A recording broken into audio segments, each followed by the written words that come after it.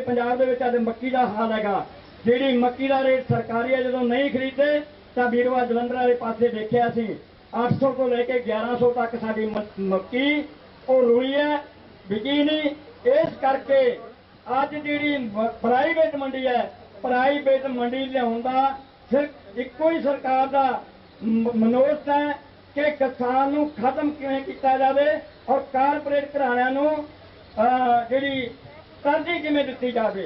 सो इस करके वीरो जिन्ना समा मैनूं मिलिया सो मैं अपनी गल रखी हैगी। सो मोदे बहुत बहुत धन्नवाद। वाहिगुरू जी का खालसा, श्री वाहिगुरू जी की फतेह।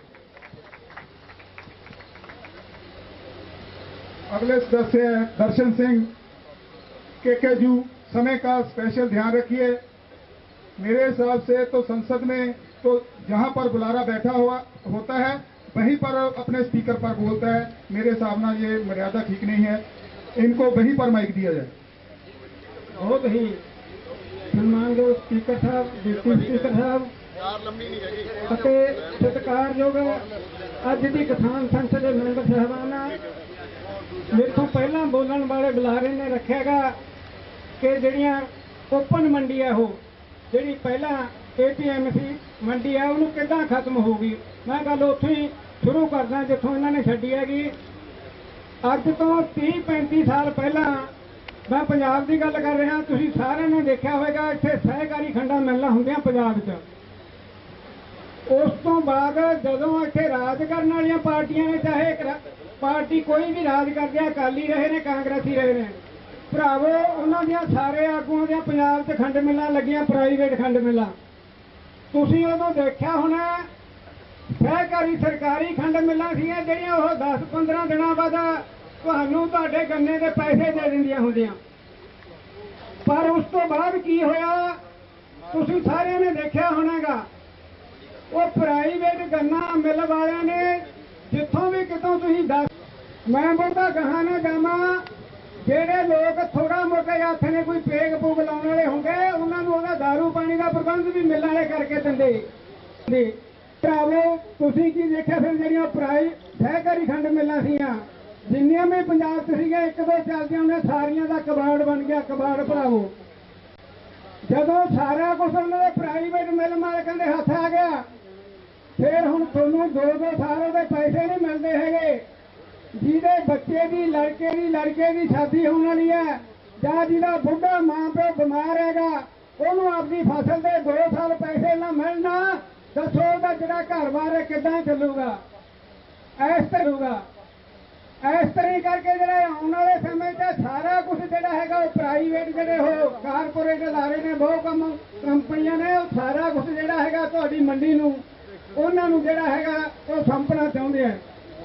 अगली गल ये जो मंडियां सीगियां सरकारी उन्होंने दे विचों जिहड़ियां सूबा सरकारां ने उन्होंने आमदन हुंदी उहदे च 3% RDF, 3% उहदे विच मार्केट फीस ये पैसा मिलता होंगे सरकार नूं। ते साडे सूबे च पंजाब च दोनों फसलों तो थोड़ी जी अगे जाके कपाह तो भरावो 3700 करोड़ रुपये की आमदन होंगी पंजाब सरकार नूं। वो आमदन तुहाडियां गलियां नालियां शैड तुहाडे मंडी के जिहड़े फर ने वो सारे पक्के होंदे, लिंक सड़कां बनदियां होंदियां।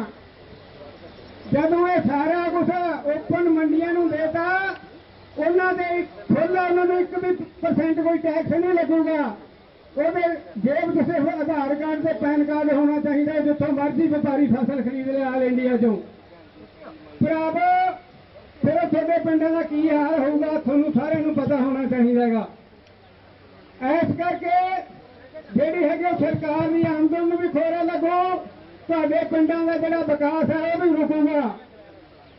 उदों अगली गल जिहड़ा छोटा किसान हैगा 3 ਤੋਂ 5 एकड़ वाला वो जिस दिन ਉਹਦੇ खेत च कमैन वढ़दी हुंदी है, बेशक वो झोना वढ़दी है, बेशक कणक वढ़दी हैगी, वो ट्राली उस दिन कहनी मंग के ले जांदा है, किराए ते ट्रैक्टर लेके जांदा हैगा।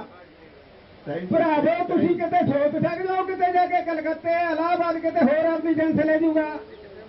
इस करके जो छोटा किसान है वो एक मंडी चो ਦੂਸਰੇ ਪਿੰਡ ਦੀ ਮੰਡੀ 'ਚ ਉਹਦੀ ਸਥਿਤੀ ਨਹੀਂ ਹੈਗੀ ਆਪਦੀ ਕਣਕ ਫਸਲ ਜਾ ਕੇ ਕਿਤੇ ਵੇਚ ਦੂਗਾ। ਇਸ ਲਈ ਜਿਹੜੇ ਹੈਗੇ ਇਹ ਸਾਰਾ ਕੁਝ ਜਿਹੜਾ ਹੈਗਾ ਕਾਰਪੋਰੇਟਾਂ ਨੂੰ ਫੁੱਲ ਦਿੰਦੇ ਹੈਗੇ। ਮੈਂ ਯੂਪੀ 'ਚ ਵੀ ਜਾਂਦਾ ਰਹਿਣਾਗਾ, ਮੈਂ ਯੂਪੀ ਦੀ ਗੱਲ ਕਰਦਾ, ਅੱਧੇ ਕੁ ਮਿੰਟ 'ਚ ਗੱਲ ਸਮਾਪਤ ਕਰ ਦੂੰਗਾ। ਇਹ ਜਿਹੜੀ MSP ਸਿਰਫ ਪੰਜਾਬ ਤੇ ਹਰਿਆਣੇ ਦੀ ਥੋੜੇ ਜਿਹੇ ਹਿੱਸੇ ਯੂਪੀ 'ਚ, ਯੂਪੀ ਵਾਲੇ ਨੂੰ ਹੁਣ ਵੀ ਕਣਕ ਹੈ ਜਿਹੜੀ ਉਹ ਤੇ ਮਿਲੀ ਨਹੀਂ MSP। ਮੇਰਾ ਦੋਸਤ ਹੈ ਕਿ 1600 ਮਣ ਕਣਕ ਪਈ ਹੈ ਉਹਦੇ ਘਰੇ, ਉਹਦਾ ਰੇਟ ਹੁਣ ਵੀ 1600 ਰੁਪਏ ਲਾਉਣ ਤੋਂ ਵੱਧ ਤਿਆਰ ਨਹੀਂ ਹੈਗਾ ਕੋਈ। ਤੁਸੀਂ ਕਿੱਦਾਂ ਸਰਕਾਰ ਗੱਲ ਕਰਦੀ ਹੈ ਵੀ MSP ਥੀ, MSP ਹੈ, MSP ਰਹੂਗੀ। ਭਰਾਵਾ ਇਹ ਜਿਹੜਾ ਸਾਰਾ ਕੁਝ ਸਿਰਫ ਪੰਜਾਬ ਤੇ ਹਰਿਆਣਾ ਨੂੰ ਮਿਲਦਾ, ਬਾਕੀ ਸਟੇਟਾਂ ਨੇ ਜਿਹੜੀਆਂ ਸਾਰੀਆਂ ਇਸ ਤੋਂ ਜਿਹੜੀਆਂ ਹੈਗੀਆਂ ਉਹ ਦਿੰਦੀਆਂ ਨੇ। ਧੰਨਵਾਦ, ਬਹੁਤ ਮਿਹਰਬਾਨੀ। धन्यवाद धन्यवाद। अब अगला स्पीकर गुरनाम सिंह हरियाणा।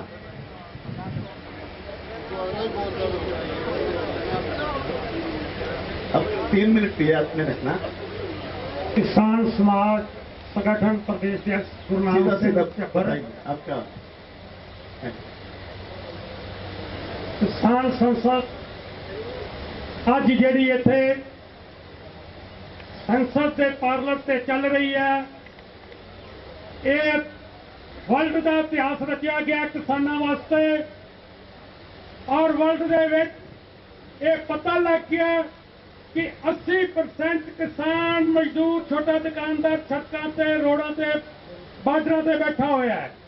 और मैं बेनती करता अध्यक्ष महोदय जी कि किसान संसद के विचों प्रस्ताव पास करके भारत सरकार के पार्लीमेंट च भेजा जाए कि लोक सभा भंग की जाए और इसका दोबारा चोन कराई जाए, क्योंकि ये पता लग जाएगा इस भारत की सरकार नूं, RSS की सरकार नूं भी असीं किन्ने पानी च आ, किन्ने सांसद दोबारा साडे जित के आंदे आ। ये काले कानून किन्ने चिट्टे आ, किन्ने काले आ, ये अपने प्रत्यक्ष का प्रमाण की लोड़ नहीं रहेगी।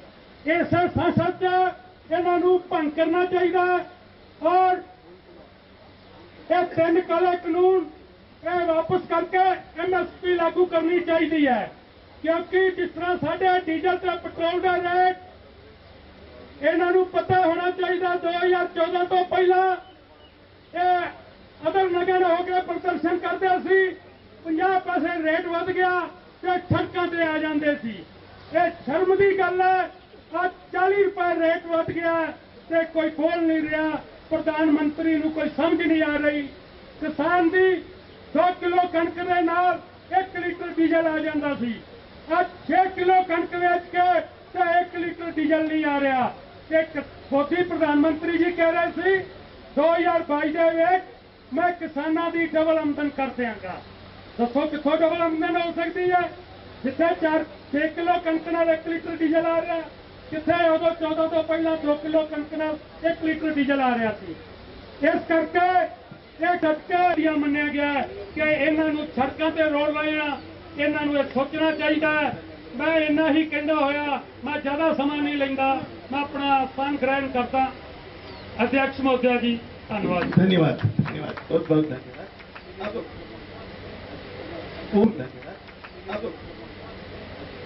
अब तेज सिंह शेखों, वो तेज सिंह शेखों वो तैयार है।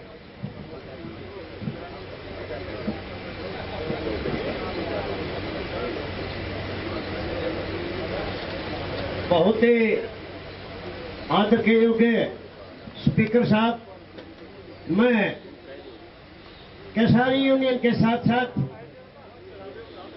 खाप पंचायतों की भी बात करना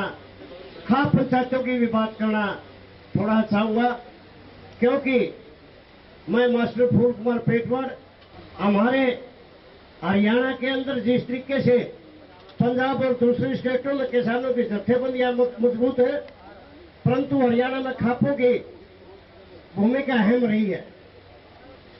26 तारीख को जब हमारे किसान पंजाब के हमारे बड़े भाई जब दिल्ली की तरफ पहुंच रहे थे, हरियाणा से गुजरने में काफी बाधा उन्होंने झेलनी पड़ी।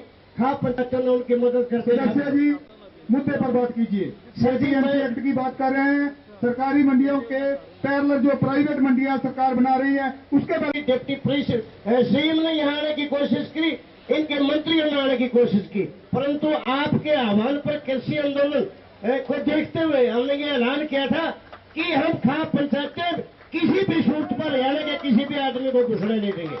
और जब भी हिसार के अंदर मुख्यमंत्री जी आए और हमारी 70 साल की बूढ़ी के सिर पर जब लाठियां लगी तो हमारा खून खोखला हो गया। हमारी संयुक्त मोर्चा से बात करके हमने एक ऐलान किया था जो 24 तारीख को या तो हरियाणा की सरकार रहेगी या हमारा एक किसान रहेगा। हमने हिसार के प्रशासन को झुका करके और वहां सारे उनकी मुंह की खानी पड़ी। हम अपने आशी के विधायक थे विनोद बिहाना जी। धन्यवाद फूल जी, जो है आप मुद्दे से हटकर बात कर रहे हैं। चर्चा हो रही है, सदन में चर्चा हो रही है, आप मुद्दे पर बात करिए, चर्चा करिए, मंडियों पर चर्चा करिए। सर जी, मंडियों की तो ऐसी बातें हैं कि जिस तरीके से सरकार प्राइवेट सेक्टर में ले करके ये एक जीता जागता आपके सामने उदाहरण है। पिछले दिनों ये सरकार ने ऐलान कर दिया कि फ्री दी जाएगी। निरंतर है कि इन मंडियों को समाप्त कर दो और थोड़े ही दिन ये ठीक भाव दे करके आगे इनकी लमसम कीमत दे करके इनको बेचा जाए। मैं आप के माध्यम से ये भी कहना चाहता हूँ, किसानों के साथ साथ मजदूर भाई भी अपने इस बात का ध्यान रखिए। अगर जहाँ किसान थोड़ी जमीन है वो तो बच सकता है, परंतु ये हमारे जो मजदूर भाई है, व्यापारी भाई ये नहीं बच सकेंगे। मैं एक आधा मिनट के लिए और ये बात कहना चाहूंगा कि कहते किसानों के साथ और नहीं है। सिंडिकेट का आपने वीडियो देखा होगा, एक 13 साल का बच्चा जिसके पिता की कपड़े की दुकान थी और कहता हुआ मैं किसान आंदोलन का साथी हूं, किसान आंदोलन में रहूंगा, अगर मुझे जेल भी जाने जाएगा जाए तो ले जाया जाए। आपने वीडियो देखा होगा, वो 13 साल का बच्चा जेल में जाते हुए कहते हो गया मैं जेल में जाऊंगा, माननीय अगर मैं अंदर भी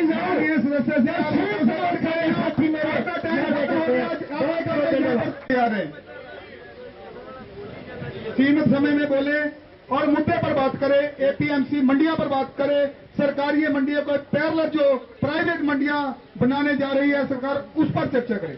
अध्यक्ष महोदय धन्यवाद। मैं किसान फेडरेशन से हूँ गुरतेज सिंह। जो ये बात चल रही है कि पैरेलल मंडियां का क्या नुकसान है, जो खुली मंडी है उसका क्या फायदा है, क्या नुकसान है, बड़े साथियों ने बड़ी खुली चर्चा की है।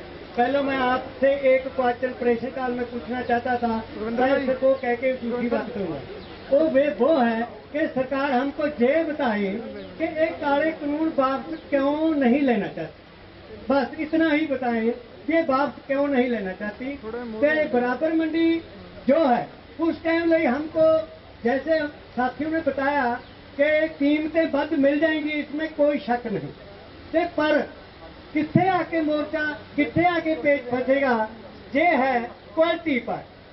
किस क्वालिटी का हम कैसे देंगे उनको क्वालिटी बनाकर, परंतु उन्हें इस बात का निर्धारण भी किया है, बीजों का, खादों का, दवाइयों का, उन पर कोई क्वालिटी इनने निर्धारित नहीं की।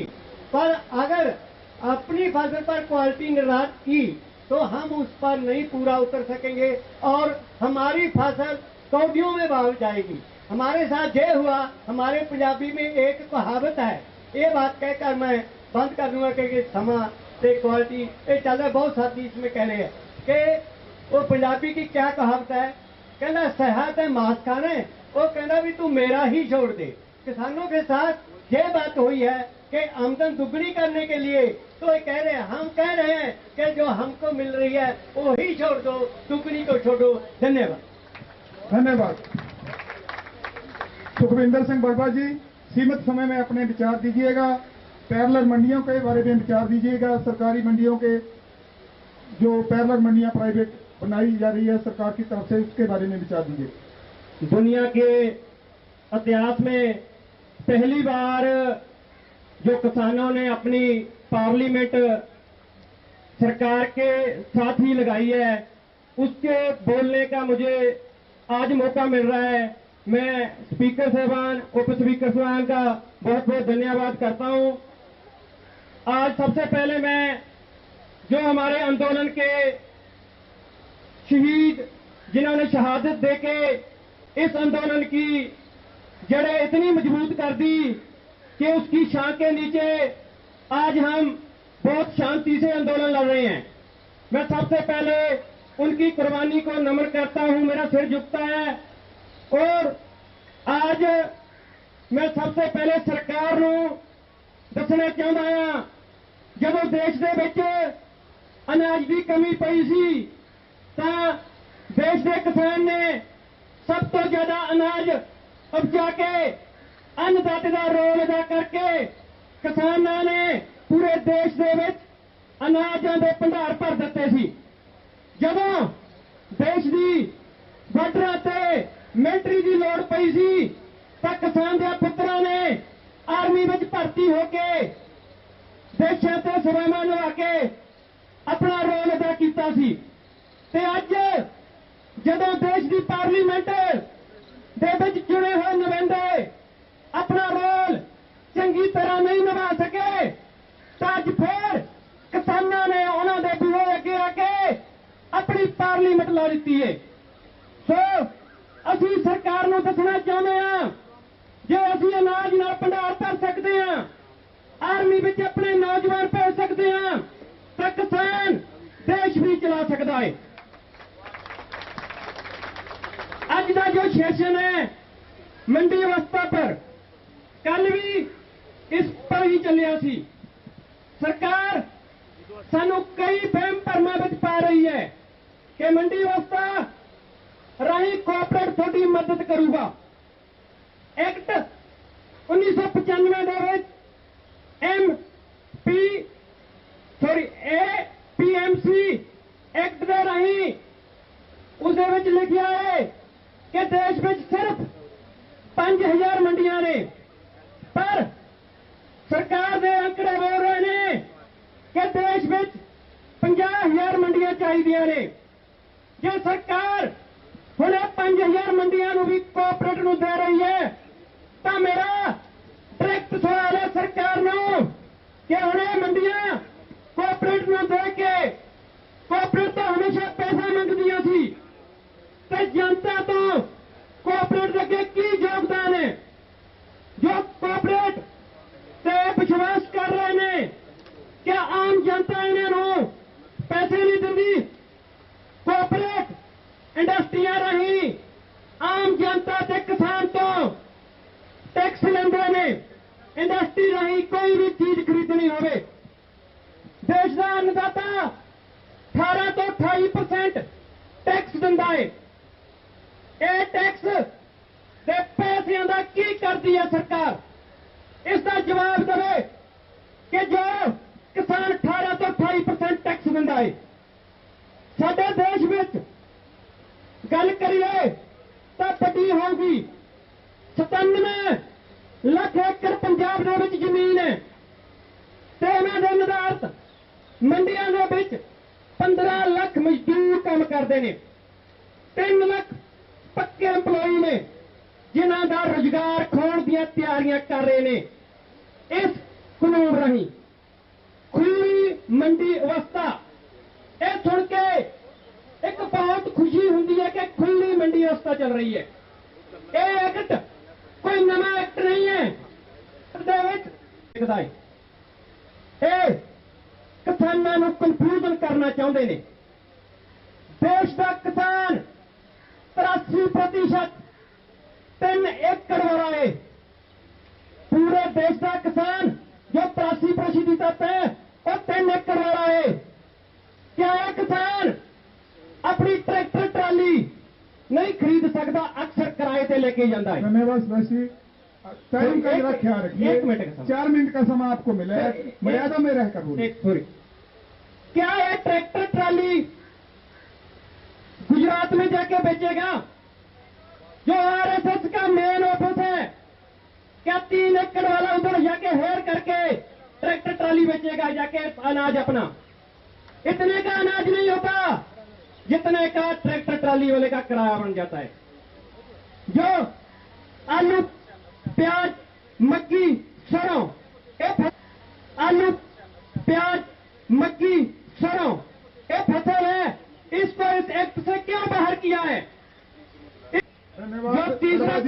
टाइम करेंगे 2 बजे। Please, अभी एक बुलारे सेकंड। बहुत ज्यादा है, इसलिए समय का ध्यान रखें। सॉरी, 1 सेकंड का लाजमी है। तीसरा जो कानून है उसका 15 नंबर ऑप्शन में लिखा गया है कि तुसी कोर्ट च नहीं जा सकते। जे असी कोर्ट च नहीं जा सकते तो कोर्टां बनाइयां क्यों है? असी साडे गल कहाई जा रही है भीमराव अंबेडकर के दिते हुए हक साडे तो खो रहे ने। धन्यवाद, माफी चाहते हैं ज्यादा समय लिए, बहुत बहुत धन्यवाद। धन्यवाद। लेकिन समय की मर्यादा में रहकर बोले। सभी सदस्य को अपील करते हैं 2-2 मिनट का समय अब मिलेगा, 4 मिनट नहीं मिलेगा। 2-2 समय में जो बात रखनी है रखे। मंडिया पर बोले। अभी मैं बोलूंगा रवि आजाद बीकेयू युवा प्रदेश अध्यक्ष, समय की मर्यादा में रह के बोले। उनके आगे राहुल राज एमपी से वो भी तैयार हैं।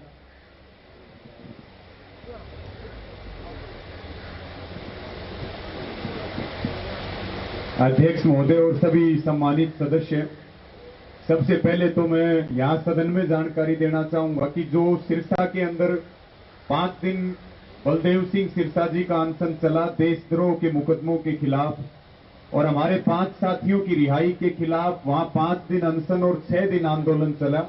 और ये आंदोलन की ताकत है कि सिरसा साहब का अनशन और वो पूरा आंदोलन सफल हुआ, आई गई। और हमारे सभी की जवाब देना चाहिए कि एमएसपी कितने प्रतिशत किसानों को मिलती है। एमएसपी ना मिलने के कारण हिंदुस्तान के किसानों को 45 लाख करोड़ रुपए का नुकसान हुआ। 10 लाख करोड़ रुपए सरकार, टोटल कुल कर्जा किसान के ऊपर 10 लाख करोड़ रुपए का है। मैं हरियाणा का अगर उदाहरण दूं, क्योंकि पंजाब और हरियाणा मंडी व्यवस्था में सबसे मजबूत है, इसीलिए आंदोलन की चिंगारी पंजाब और हरियाणा से उठी।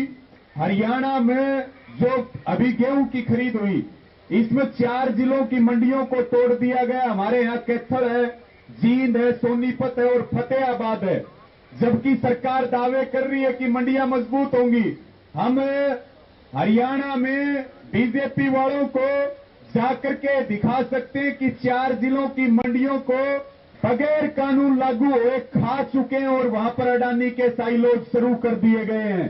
यानी कि सीधे तौर पर अगर हम बात करें, जो मोदी जी का जब जिक्र आता था तब हम कहते थे कि भाई ये तो इसको कोई संतान नहीं है, परिवारवाद से बहुत परेशान है। आज हिंदुस्तान की जनता ये कह रही है कि मोदी जी अपने दत्तक पुत्रों का मोह छोड़ दो, अडानी अंबानी के लिए मोह छोड़ दो। ये पुत्र मोह आपको ले डूबेंगे, आरएसएस को ले डूबेंगे, बीजेपी को ले डूबेंगे। आपका सुपड़ा साफ हो जाएगा, आप इतिहास में चले जाएंगे, आपका कोई नाम लेने वाला नहीं रहेगा। अगर हम बात करें मैं अंत में, क्योंकि ये पूरी तरह से किसान बेचते वक्त मरेगा, ग्राहक खरीदते वक्त मरेगा, जमीनों के ऊपर कंपनियों के कब्जे हो जाएंगे, कोर्ट के दरवाजे हमारे लिए बंद हो जाएंगे, भूख का व्यापार होगा, रोटी तिजोरी में बंद होगी। और ये कानून कहीं न कहीं लोकतंत्र के लिए बड़ा खतरा है। और आज पूरी दुनिया हमारी तरफ देख रही है। 200 किसानों की किसान संसद ने मोदी सरकार की चूल्हे हिला दी हैं, जो एक ऐतिहासिक कदम इस आंदोलन का है साथियों। अगर यही किसान 2000 हुए, यही 20,000 हुए, यही 2 लाख हुए और यही 2 करोड़ हुए, तो हम देश के प्रधानमंत्री को बताना चाहते हैं, या तो कानून वापसी ले लीजिए, नहीं तो आंदोलन चलेगा, लेकिन आपकी सरकार सत्ता में नहीं रहेगी। ये लिख करके ले लीजिए, आप प्रधानमंत्री नहीं रहेंगे इस देश के, ये तख्त उजड़ जाएंगे। अंत में साथियों, मेरा यही निवेदन है कि ये केवल नेतृत्व किसान कर रहा, अब ये आंदोलन जन जन का आंदोलन है। और जो आंदोलनकारी किसान है वो बधाई के पात्र है पूरी दुनिया का ऐतिहासिक आंदोलन चलाने के लिए, और हम उनका पुरजोर समर्थन करते हैं। और पूरी ताकत के साथ आप सबसे भी ये निवेदन करते हैं कि संयुक्त किसान मोर्चा ने देश के मतदाताओं की ओर से पीपल्स व्हिप जारी किया है। जो सदन का सदस्य ये बात संसद कान खोल करके सुन ले, अगर हम संसद बनाना जानते हैं तो संसद बिगाड़ना भी जानते हैं। हम सांसद बनाना जानते हैं तो कुर्सियों से उतार करके मिट्टी में मिलाना भी जानते हैं। ये देश की जनता, हम इस देश के मालिक हैं। तो मेरा निवेदन है सदन के सभी सदस्य सदन के किसान आंदोलन का समर्थन करें और जब तक सदन को न चलने दे, जब तक 3 काले कानूनों की वापसी ना हो और एमएसपी के कानून पर बात ना हो, जो सांसद हमारा समर्थन नहीं करेगा वो दोबारा कभी इस बड़ी पंचायत की चौखट का दरवाजा नहीं देख पाएगा। वो हमारे से एफिडेविट लिखवा करके ले ले। बहुत बहुत धन्यवाद। और मैं अंत में स्पीकर महोदय का और जो हमारे शहीद किसान हैं, मैं विशेष रूप से उनको नमन करता हूं और एक अंतिम लाइन ये बोलना चाहता हूं, हमें खालिस्तानी से लेकर के मवाली तक कहा गया है। हम इस देश के अन्नदाता हैं। मोदी जी और बीजेपी वालों, कान खोल करके सुन लो। इनका भी पक्ष जान लेते हैं। ये क्या इन कानूनों के बारे में कहते हैं? एपीएमसी मंडियां जो एक्ट बनाया है इन्होंने, इनके बारे में ये भी अपना बयान करे कि इन्होंने क्यों किसानों पर यह कानून थोपा। सदन में विराजमान सारे मेंबर पार्लियामेंट और हमारे स्पीकर साहब सभी को नमन करता हूं जी। बताना चाहता हूं एपीएमसी क्यों लेके आए, क्योंकि कभी आप तो गए नहीं होंगे अमेरिका ने आज से 70 साल पहले एपीएमसी वहां पे अबॉलिश की थी। वहां पे कॉन्ट्रैक्ट फार्मिंग आई थी, वहां पे किसान खुशहाल हो गया। किसान पहले जिसके पास 2, 4, 10 एकड़ थे, आज वहां पे सिर्फ वही किसान है जिसके पास 400 या 500 एकड़ है। अगर ऐसे कानून लेके आएंगे तो आपको खुशहाली की तरफ हम लेके जाएंगे। दूसरी बात, पहले मेरी बात सुनिए। जो कॉन्ट्रैक्ट ओपन मंडी, अगर ओपन मंडी होगी, बात सुनने का,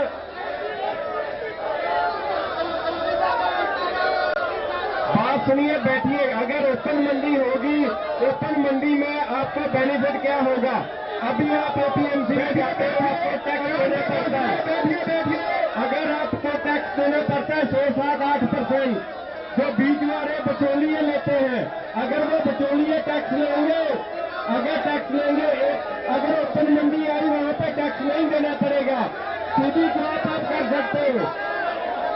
मैं निवेदन करता हूं, बैठिए, आप बैठिए, कृपा करके बैठिए, सदन की कार्रवाई को चलने दीजिए। शांत रखिए, माहौल को शांत रखिए, बैठिए। अगर मंत्री जी अपना पक्ष स्पष्ट ना कर पाए तो ये इस्तीफा भी देंगे, इनसे इस्तीफा भी लेंगे। शांत रहिए। मुझे 2 मिनट सुनने का प्रयास कीजिए। मुझे 2 मिनट सुनने का प्रयास कीजिए। अगर आप नहीं सहमत हुए तो मैं सदन में, कृषि मंत्री सभी संसद सदस्यों को मेरी बेनती है कि बैठने का कष्ट करें। ये कोई मर्यादा नहीं है संसद की। प्लीज आप अपनी सीट ग्रहण करें। और आपको ये चेयर की तरफ से इन्फॉर्म किया जाता है कि आज कृषि मंत्री जी आपके एक भी प्रश्न का संतुष्टिजनक जो उत्तर नहीं दे सके। बार बार शर्मसार उनको होना पड़ा। आज सेम के नारे लगाते रहे। ये मैं आपको इन्फॉर्म करना चाहता हूं, शर्म के मारे कृषि मंत्री ने इस्तीफा दे लिया है। ये आपकी सबसे बड़ी जीत है। धन्यवाद मंत्री जी। मैं बताना चाहता हूं जी, मैं भी एक किसान हूं। इस्तीफा दे दिया आपने तो इस्तीफा दे दिया। मैं अनाउंस तो कर दूं, इस्तीफा कर दो जी। मैं किसानों के रुख के आगे झुक गया हूं जी, और मैं अपने पद से इस्तीफा देता हूं।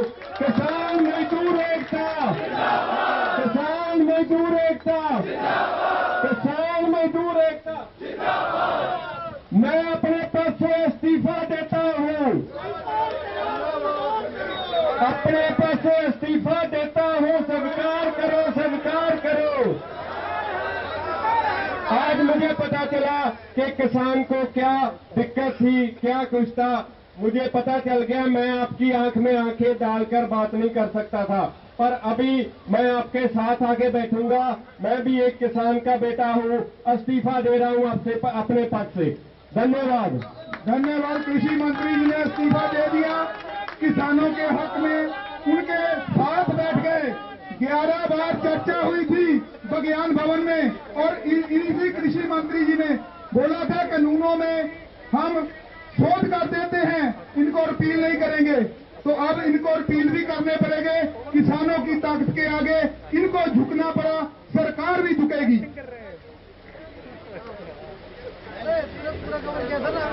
नाम से कवर किया था कि मैं अगला सदस्य राहुल राज एमपी से, उनके बाद सतनाम सिंह साहनी पंजाब से।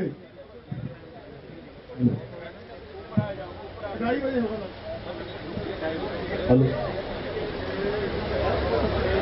माननीय सभापति जी, मुझे समय देने के लिए मैं आपका आभारी हूँ। आपके माध्यम से माननीय अध्यक्ष महोदय, मैं सदन के सामने कुछ बात रखना चाहता हूँ। अध्यक्ष जी, मैं आपका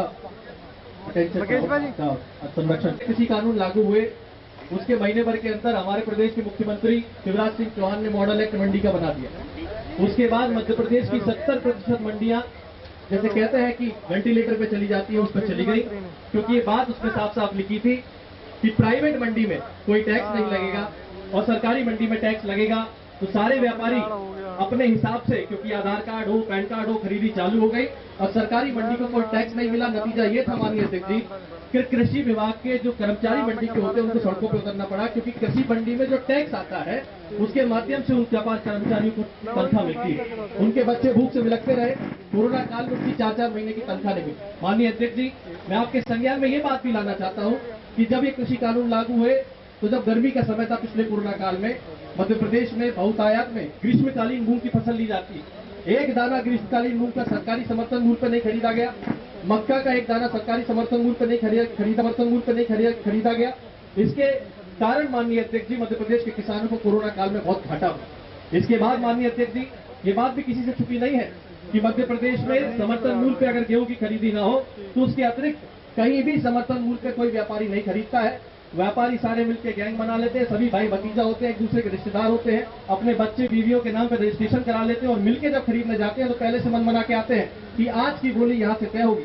हमने कई बार माननीय अध्यक्ष जी मुख्यमंत्री को यह संज्ञान में लाया कि सदन जो समर्थन मूल्य की तय सीमा है जो आपने तय करी है, बोली उससे चालू, मंडी में बोली समर्थन मूल्य से चालू नहीं होती। बहुत बड़ा राज्य है सोयाबीन उत्पादन में।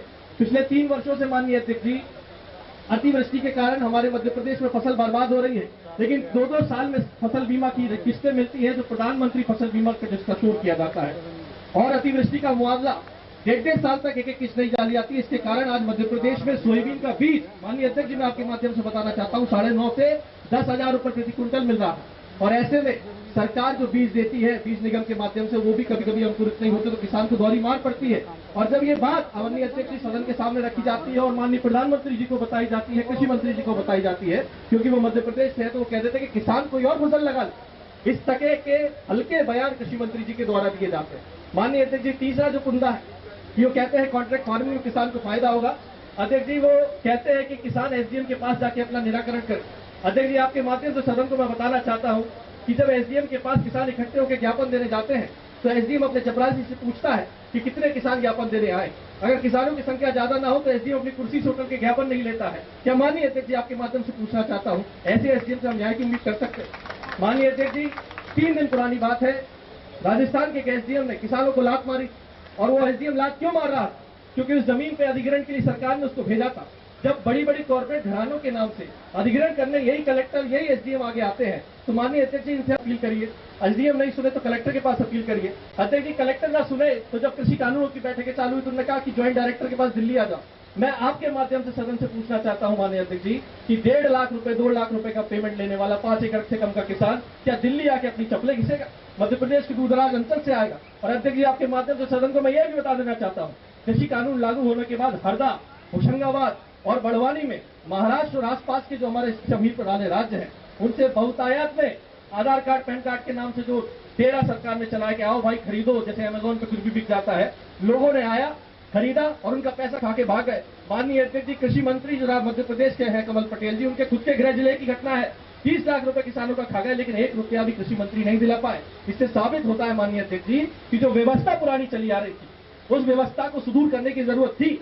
ये बात हम भी मानते हैं माननीय अध्यक्ष जी कि मंडियों की जो सरकारी व्यवस्था थी उसको सुदृढ़ करने की जरूरत थी। हम मानते हैं पंजाब हरियाणा की मंडी अच्छी हो सकती है, लेकिन संपूर्ण मध्य प्रदेश या संपूर्ण अन्य राज्यों की मंडी व्यवस्था इतनी अच्छी नहीं है। उसको दुरुस्त करने के बजाय अगर आप प्राइवेट मंडी सामने खड़ी करते हैं, इसका मतलब यह होता है कि आप जानबूझ के इन फसलों के साथ भी वो करना चाहते हैं जो कांग्रेस सरकार ने जो सब्जी बाल फल साग सब्जी के साथ किया था। आज सब्जी भाजी के किसान इतने परेशान हैं कि उनकी कोई तय सीमा नहीं है, उनके लिए संघर्ष जारी है कि उनके समर्थन मूल्य तय किया जाए। अगर माननीय अध्यक्ष जी इसी प्रकार प्राइवेट मंडी चालू हो जाएगी तो कल गेहूं का, मक्का का, सोयाबीन का, मूंगफली का सभी किसान इसी प्रकार से त्राहिमाम करेंगे, क्योंकि आप देख रहे हैं माननीय अध्यक्ष जी सोयाबीन के तेल के भाव बढ़ने से जितना भी लाभ है वो अडानी ग्रुप के फॉर्च्यून तेल को है कि सबसे ज्यादा मार्केट में बिकता है। ये सारा नेक्सस माननीय अध्यक्ष जी आने वाले सीड बिल के लिए है।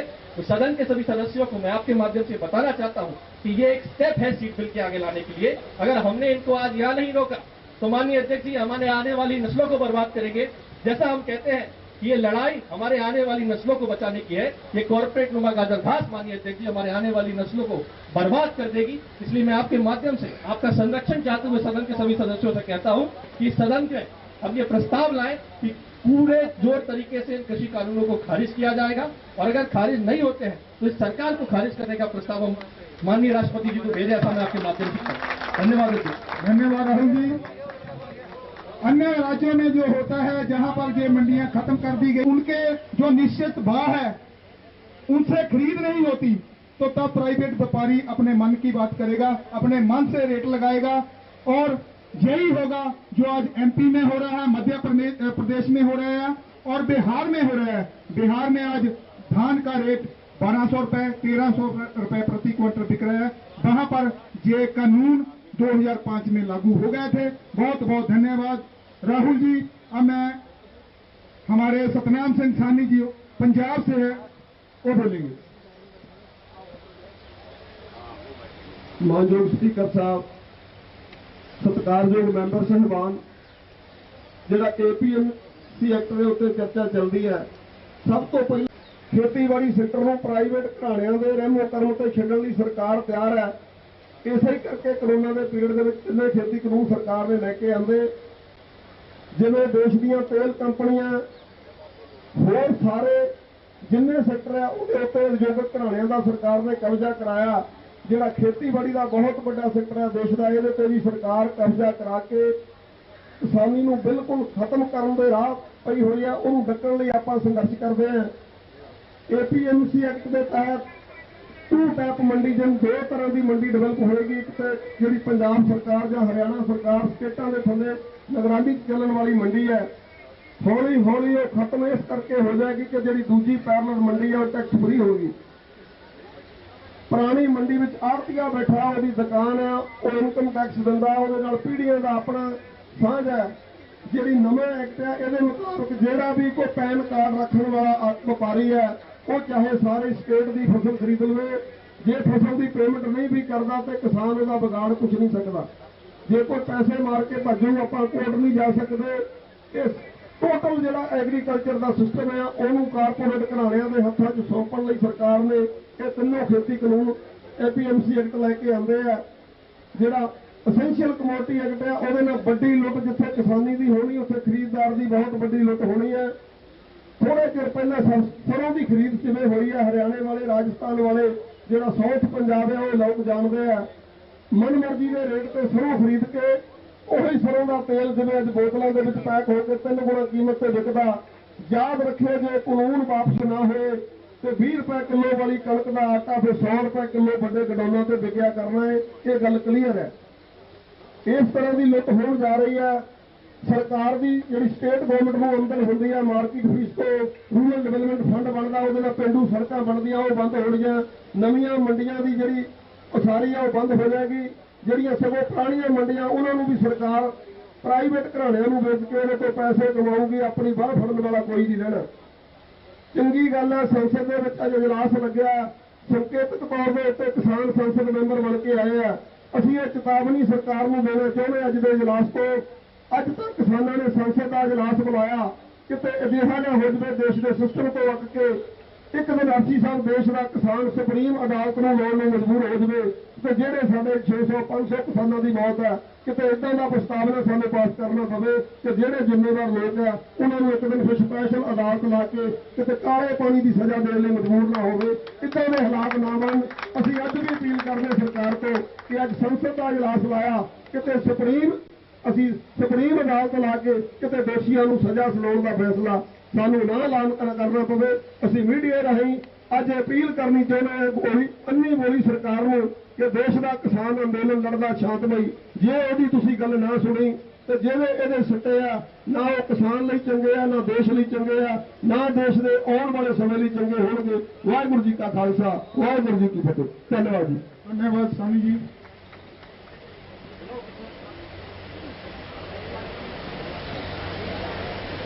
जोगिंदर सिंह जींद, उसके आगे तैयार हैं जोगिंदर मलिक बीकेजू से। 2:30 बजे लंच करेंगे। टाइम का थोड़ा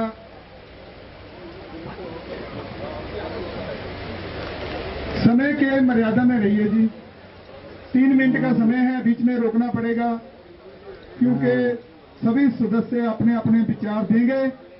एपीएमसी एक्ट पर आज दूसरे दिन में चर्चा है। इसको फाइनल करेंगे, इसको करना क्या है, इसको खत्म करना है कि नहीं करना, लास्ट में डिसीजन लेंगे हम। मैं सबसे पहले अध्यक्ष महोदय के माध्यम से कृषि मंत्री और भारत की सरकार को कुछ बातें कहना चाहता हूं। मैं पार्लियामेंट की पावर है, मैं उस बात के साथ सहमत नहीं जो वो कहते हैं कि खेती के कानून बनाने की उनके पास ताकत नहीं है, जुरिडिक्शन नहीं है उनके पास। 2 आर्टिकल संविधान का जो संविधान है उसमें जो 7वां शेड्यूल है, 7वां शेड्यूल, उसमें 2 चीजों पे केंद्र की सरकार खेती का कानून बना सकती है। वो बना सकती है अफीम अगर एक्सपोर्ट करनी हो तो वो खेती का कानून बना सकती है, उसकी बजाई का और उसकी व्यापार का। केंद्र की सरकार ने अफीम पे कानून नहीं बनाया। केंद्र की सरकार कानून बना सकती है कि अगर समुद्र में भी हमारी खेती होती है, टेरिटोरियल वाटर जो है वो स्टेट के जिसके साथ लगता है, खेतरी पानी जिसको बोलते हैं, उस स्टेट का अधिकार है। उस पानी से आगे जहां 200 नॉटिकल माइल समुद्री मील है, वहां जाकर जो सेंटर का अधिकार शुरू होता है, उस पर यूएनए की परमिशन के बिना कानून नहीं बना सकती क्योंकि वो इंटरनेशनल वाटर है। उस पे कानून बना सकती है, उस पे कानून नहीं बनाया सरकार। सरकार ने कहां कानून बनाया है? सेंट्रल लिस्ट में खेती एग्रीकल्चर है ही नहीं जो कानून बनाने की है। जो कंकरेंट लिस्ट है उसमें खेती बाड़ी है ही नहीं। कंकरेंट लिस्ट में खेती बाड़ी और आज मार्केट पे हम चर्चा कर रहे हैं। मार्केट और मेले दोनों ही 18वीं जो लिस्ट है उसकी स्टेट लिस्ट की, उसमें मार्केट और मेले हैं। खेती बाड़ी मतलब स्टेट की लिस्ट है। सरकार ने क्या किया है कि स्टेटों के अधिकार में एकता होता है कि आपने दखलंदाजी कर लिया है, बुलडोज किया है स्टेट्स के अधिकार ਨੂੰ। कृषि मंत्री जी इस बात का जवाब देंगे कि कौन सी मद है संविधान की जिसके अंदर आपने ये कानून लाए हैं। मैं पूछना चाहता हूं। आप कहेंगे कि कंकरेंट लिस्ट में फूड स्टफ है, उस पर हमने कानून बनाए हैं। दुनिया की कोई डिक्शनरी ले आओ, कोई डिक्शनरी जो ये कह दे कि फूड स्टफ एग्रीकल्चर होता है, हम आपकी बात मान जाएंगे। आपने फूड स्टफ के नाम पर हिंदुस्तान का 12,000 साल से चलता हुआ खेती का सिस्टम बिल्कुल बदल दिया है। वो भी 5 जून की रात को राष्ट्रपति ने बदलवाया है। दूसरी बात मैं कहना चाहता हूं, राष्ट्रपति के पास पावर है कि वो ऑर्डिनेंस जारी कर सकता है। उसने वो ऑर्डिनेंस कब जारी कर सकता है? जो पार्लियामेंट के बैठने के और पार्लियामेंट के उठने का जो समय है उसको आधी छुट्टी का समय कहते हैं। पार्लियामेंट उठ गई, उसने दोबारा बैठी नहीं, पीरियड ऑफ रिसर्च कहा है कॉन्स्टिट्यूशन ने उसको। पीरियड ऑफ रिसर्च में कोई ऐसी अर्जेंसी पड़ जाए कि राष्ट्रपति की ये तसल्ली है कि इस इस समय ऑर्डिनेंस करना जरूरी है, वो ऑर्डिनेंस जरूरी कर सकता है। ऐसी कौन सी स्थिति थी आपातकाल के खेती के 10-12 हजार साल के चलते हुए सिस्टम को बदलना पड़ गया था, ये हमें समझा दिया जाए। तीसरी बात, ये मेरे पास एक्ट पड़े हैं, ऑर्डिनेंस पड़े हैं। कृषि मंत्री कह रहे हैं कि किसानों ने एक्ट ऑर्डिनेंस पढ़े नहीं, बगैर पढ़े से बोल रहे हैं। मैंने 14 बार पढ़े हैं, 14 बार। हर बार मुझे नई ठगी मिली है, हर बार। राष्ट्रपति ने जो ऑर्डिनेंस किया है, उसमें जो एक्ट बना है, उसमें क्या तब्दीली है? उसमें तब्दीली है पहली लाइन कि ये एक्ट की बजाय, ऑर्डिनेंस की बजाय एक्ट कर दिया है, लिख दिया है। दूसरी तब्दीली है कि उसमें कहा था कि ये तुरंत लागू होगा 5 जून से, इसमें लिख दिया है, मतलब तुरंत कहा था उन्होंने, जून नहीं पाई थी क्योंकि 5 जून को ऑर्डिनेंस हुआ था। इसमें लिख दिया है कि ये 5 जून से लागू होगा। आखिरी पैरा जो उन्होंने लिखा है इसमें 24 जून को, 24 सितंबर को ये जो है एक्ट बना है। 24 सितंबर को मतलब करते हुए ये कह नहीं सकते थे कि 5 जून से लागू होगा ना, मतलब आज से लागू होगा, 5 जून से लागू होगा। आखिरी पैरा में कर दिया है कि इस एक्ट ने ऑर्डिनेंस रिपील कर दिया है। इसके अलावा कृषि मंत्री बताएं कि उसने क्या कंट्रीब्यूशन की है, पार्लियामेंट पूरी बताए। की जो है वो मतलब तरक्की और उसकी व्यापार, धंधा और व्यापार और उसकी तरक्की और उसका जो सुविधा है, उसका एक्ट, उसको पंजाबी में कह सकते हैं, हिंदी में कह सकते हैं। उसकी कोई सुविधा नहीं। वो कहते हैं कि हमने किसान को छूट दी है कि वो कहीं भी जाके हिंदुस्तान में अपनी फसल बेच सकता है। ये झूठ बोला जा रहा है। शरेआम पार्लियामेंट एक झूठ बोलने का अदारा बन गया है, जो लिफाफेबाजी का और दूसरे लोगों को जो है गुमराह करने का एक प्लेटफॉर्म बना दिया है पार्लियामेंट को। बता दें वो कि उन्होंने कौन सा में कि एक स्टेट का व्यापारी एक स्टेट से खरीद के दूसरी स्टेट में जाके बेच सकता है। इंट्रा स्टेट ट्रेड में क्या कहा है, जो उसी स्टेट के अंदर है कि एक स्टेट का व्यापारी उसी स्टेट से खरीद के उसी स्टेट में दूसरी जगह जाके बेच सकता है। किसान का मुझे एक जगह दिखा दे। कृषि मंत्री जी, मैं स्पीकर के माध्यम से पूछना दिया है, किसान के खेत तक पहुंचने का जो ट्रेड एरिया है, ट्रेड एरिया जो उन्होंने डिफाइन किया है, उसमें उन्होंने कहा फार्म गेट। पहला कौन सा ट्रेड एरिया होगा? फार्म का कोई गेट नहीं है। उसने सीधी एंट्री फार्म, फिर फैक्ट्री का आता, तीसरे पे सिलोज, चौथे फसल ले आता है। तो कारपोरेट को इसके घर पे ही एंट्री दे दी गई है। अगली बात तो मैं लास्ट करके, मतलब चूंकि टाइम में ज्यादा लेगा, माफी चाहूंगा इस बात के लिए स्पीकर जी से। कि आखिरी बात कि उसमें क्या है, कौन खरीद कर सकता है? वो अमेरिका का सिटीजन यहाँ पैन कार्ड लेकर अपने घर में, आपके घर से फसल खरीद सकता है। कारपोरेट को सीधी एंट्री, बाहरले कारपोरेट को, जो मल्टीनेशनल कारपोरेट है, उसको सीधी एंट्री अपने किसान के खेत के तक की दे दी है। इसलिए ये कारपोरेट का कानून है, ये किसान का कानूनी, उनको सारी छुट्टियां दी हैं। धन्यवाद। मैं स्पीकर महोदय से माफी चाहूंगा कि समय ज्यादा ले गया। धन्यवाद जोगिंदर जी। मैं सभी सदस्य को ये अपील करता हूं कि समय की मर्यादा में रहकर बोलें। जोगिंदर मलिक जी सिर्फ 3 मिनट में अपने जो इस कृषि कानून एपीएमसी एक्ट के बारे में बताएं। उसके आगे तैयार रहें जरनैल सिंह, बीकेयू एकता उग्राहा। माननीय स्पीकर जी, जो हमारे माननीय सांसद गण ने तो बताया तीनों काले कानूनों के बारे में, इससे ये साबित होता है कि ये तीनों काले कानून देश को बर्बाद और अंबानी और अडानी जैसे कॉरपोरेट लोगों को आबाद करने वाले लोग हैं। इस विषय पर मैं कुछ लाइनें पढ़ना चाहता हूं। दुनिया करे जिस नाज पर उस अभिमान का बेटा हूं, दुनिया करे जिस नाज पर उस अभिमान का बेटा हूं। हाँ मुझे फख्र है और मैं गर्व से कहता हूं, मैं एक किसान का बेटा हूं। दुनिया बनाई है ईश्वर ने, चलो मान लेता हूं, पर मानव जीवन का करे जो पोषण उस भगवान का बेटा हूं। हाँ मुझे फख्र है और मैं गर्व से कहता हूं, मैं किसान का बेटा हूं।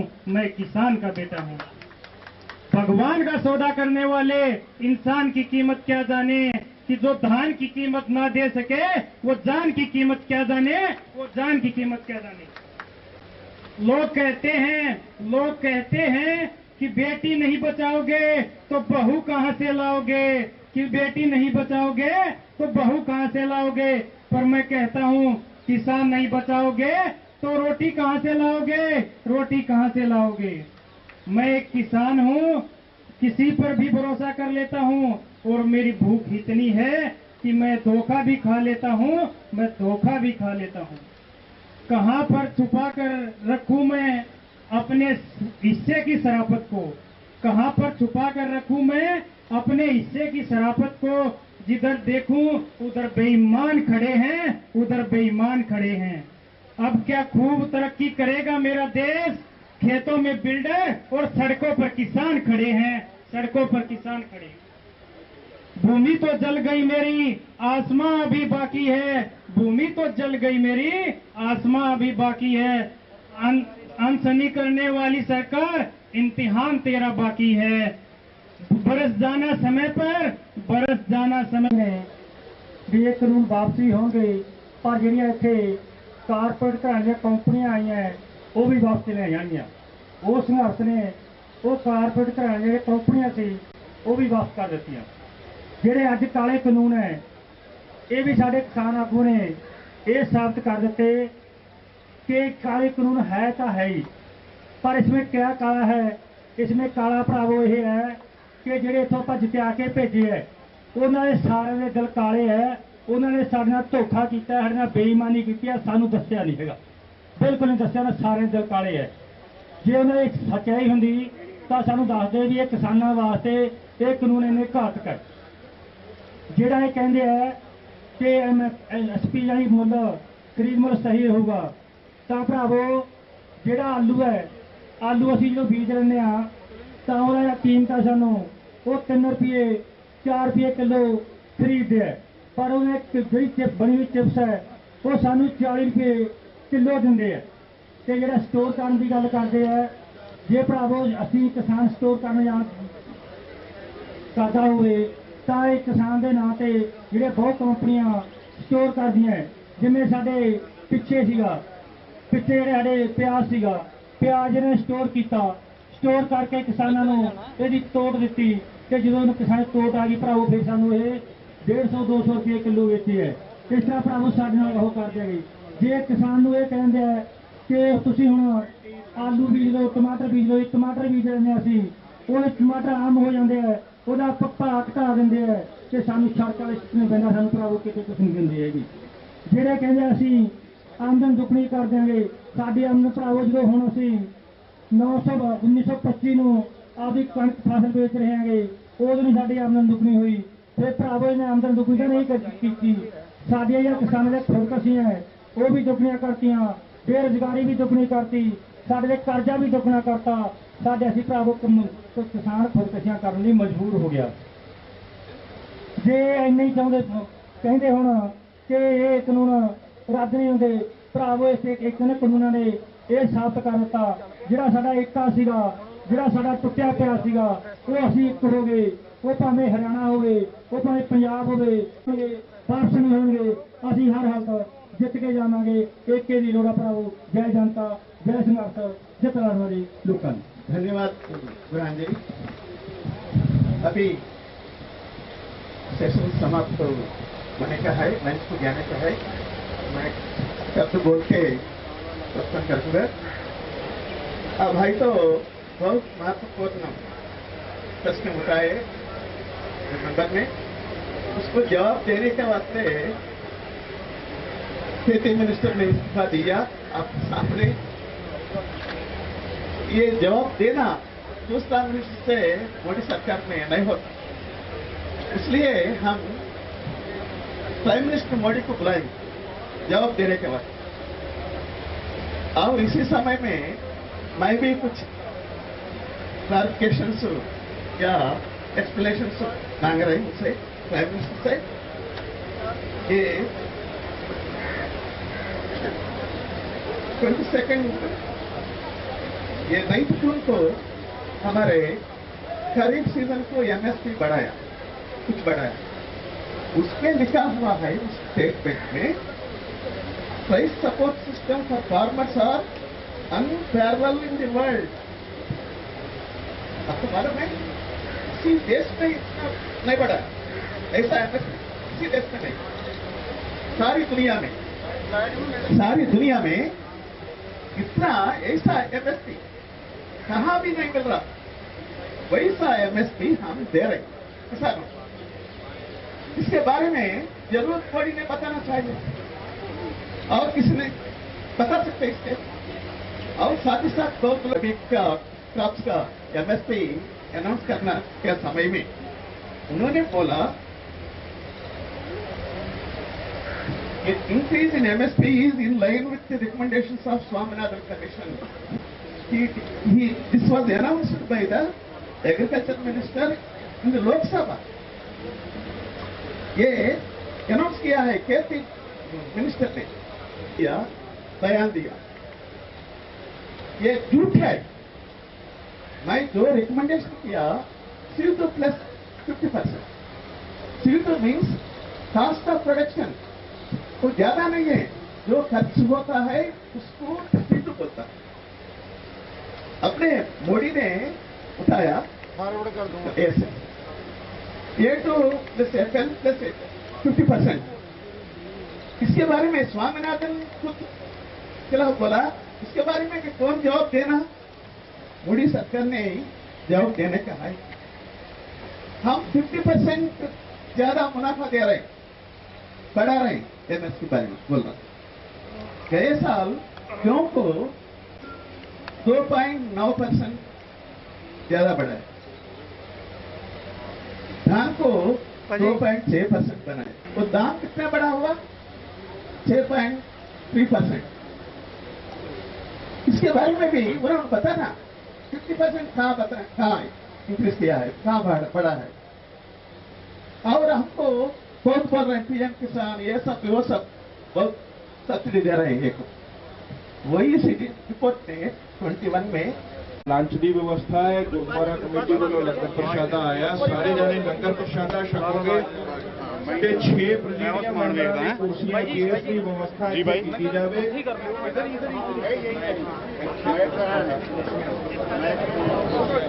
माइक दीजिए।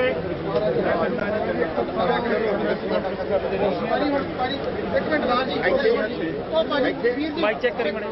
हेलो 1 मिनट थोड़ा जा कोई प्रॉब्लम नहीं। ਇੱਥੇ ਕੁਰਸੀਆਂ ਲਿਆ ਸਾਹਮਣੇ ਇੱਥੇ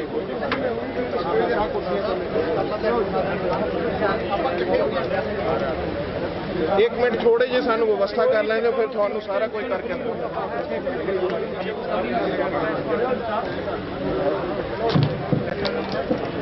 ਕੁਰਸੀਆਂ ਥੱਲੇ ਕਰੋ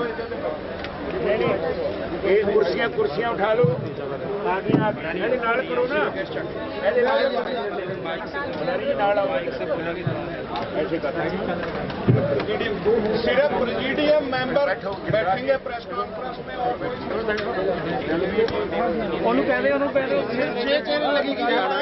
थोड़ा सा व्यवस्था करने में 5 मिनट दे दीजिए, फिर आपके लिए सारा एक चेयर हम कहाँ जा रहे हैं।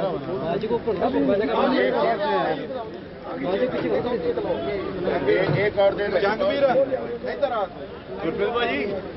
गुरप्रीत भाजी 1 मिनट 2 चेयर जोड़ कमाल ही एक तरीका नहीं प्रेसिडियम सिर्फ प्रेसिडियम मेंबर प्लीज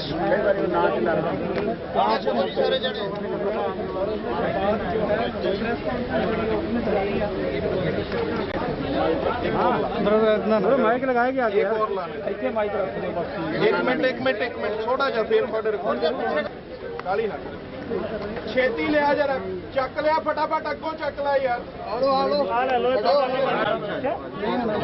गर्मी से मेरी निवेदन है कि जितने आप मैक्स हैं आपके तो हमें आर्थिक व्यवस्था करनी पड़ी है और पूरा जिस तरह के एक टेबल होना चाहिए वो नहीं हो सका। हमने जो चेयर्स लगा ली जितने भी आपने मैक्स वगैरह हैं तो आप इन चेयर्स के ऊपर रख सकते हैं। धन्यवाद धन्यवाद। एक मिनट सर रुक जाना। हाँ, अरे एक मिनट न्यूज 24 है, एक मिनट रुक जाना सर। न्यूज 24 है। मैं खुद करूँगा। चलो ऐसे कर रहे हैं, ये आ रहा है ये ठीक है। चलो शुरू करेंगे। एक मिनट सर, एक मिनट रुक जाना। नहीं मैं तो इस पे देख रहा था कि आया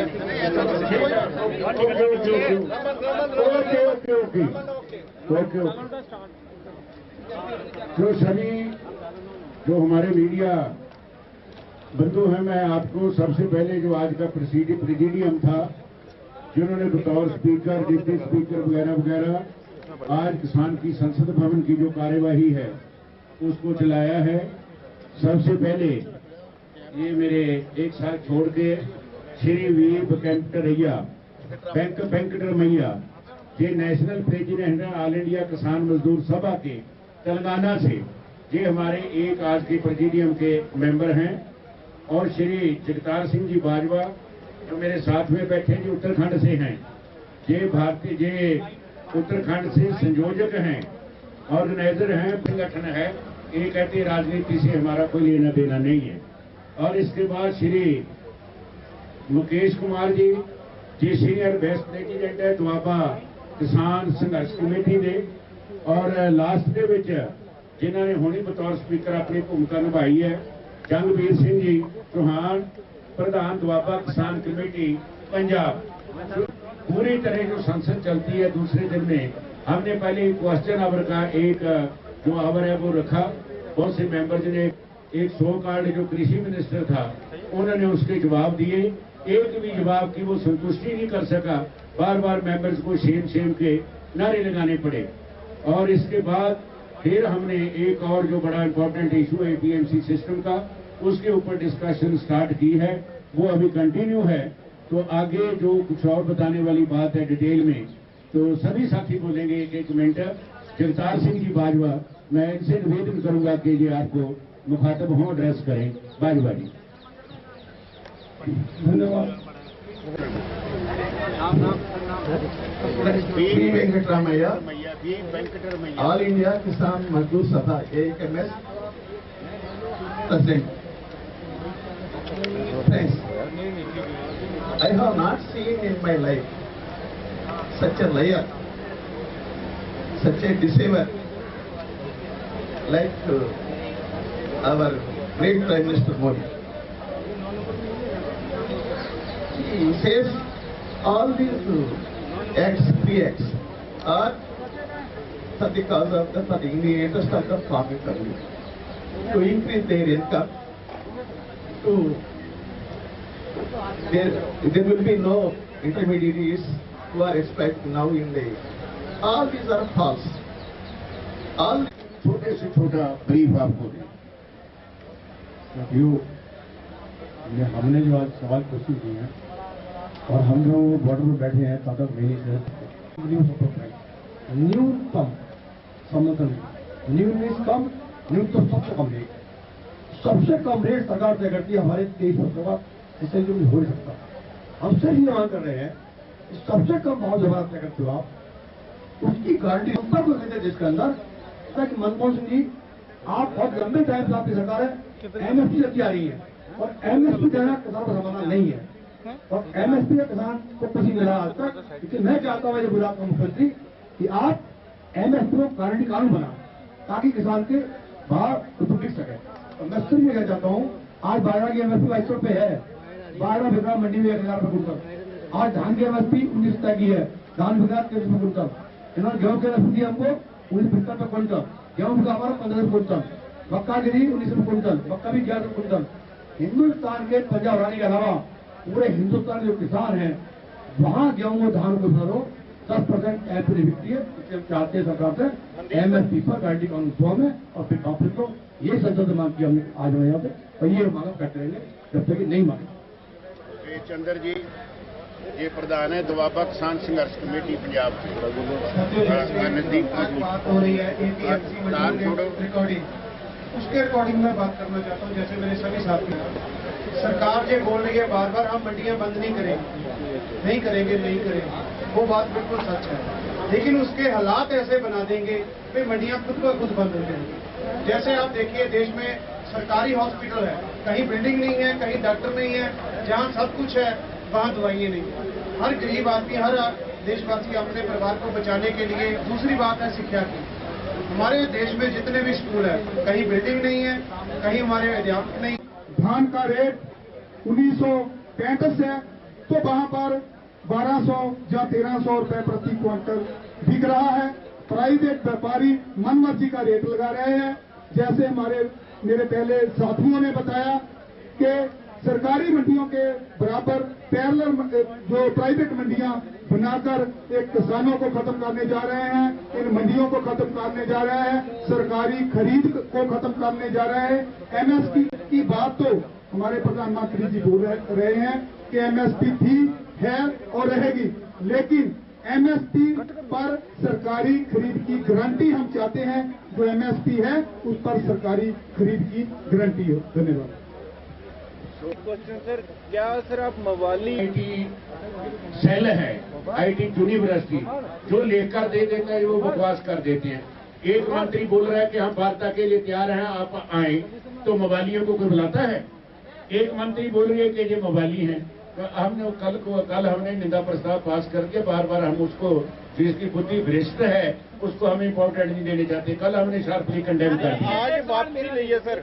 आपने पब्लिक विप जारी किया था पूरे सांसदों के लिए विरोधी दल के, तो आज पंजाब के सांसद हैं जो वो सांसदी के बजाय ताजपोशी में, पंजाब के सांसद हैं जो वो सांसदी के बजाय ताजपोशी में पहुंचे हैं।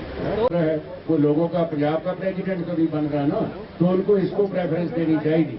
अगर उनको कंडेमनेशन करना है नहीं करना, हम आपस में विचार विमर्श करके चलते सेशन में आपको बता देंगे। और जी कोई एनी अदर क्वेश्चन प्लीज? तो धन्यवाद।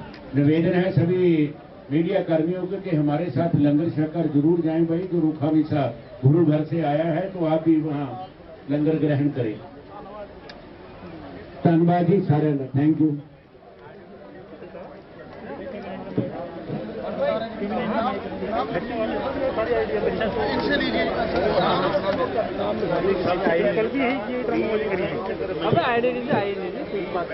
आईडी नहीं आ रही, वो बार बार यही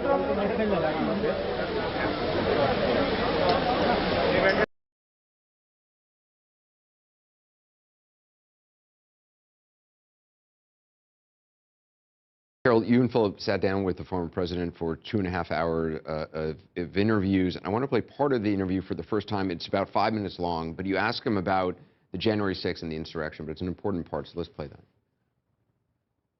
What did you hope they would do when you said, go up there and stop this? Well, I heard that people wanted to go down to, that wasn't my rally per se. There were a lot of people that spoke. Yeah. They had rallies the night before. They had speakers all over the city. You had hundreds of thousands of people. I would venture to say, I think it was the largest crowd I've ever spoken before. It went from that point, which is almost at the White House, to beyond the Washington Monument. It was, and wide. And but if you could have waited, and it was a loving crowd too, by the way. There was a lot of love. I've heard that from everybody. Many, many people have told me that was a loving crowd. And it was too bad. It was too bad that got that they did. There were just But my statement. But Mr.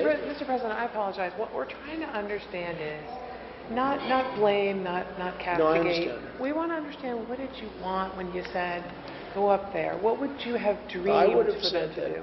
that you will show, not to go in, although they were ushered in by the police. I mean, in all fairness, the Capitol Police were ushering people in. The Capitol Police were very friendly. They were hugging the kids. You don't see that, but there's plenty of tape on that too. Because the Capitol Police were. That's the way it is.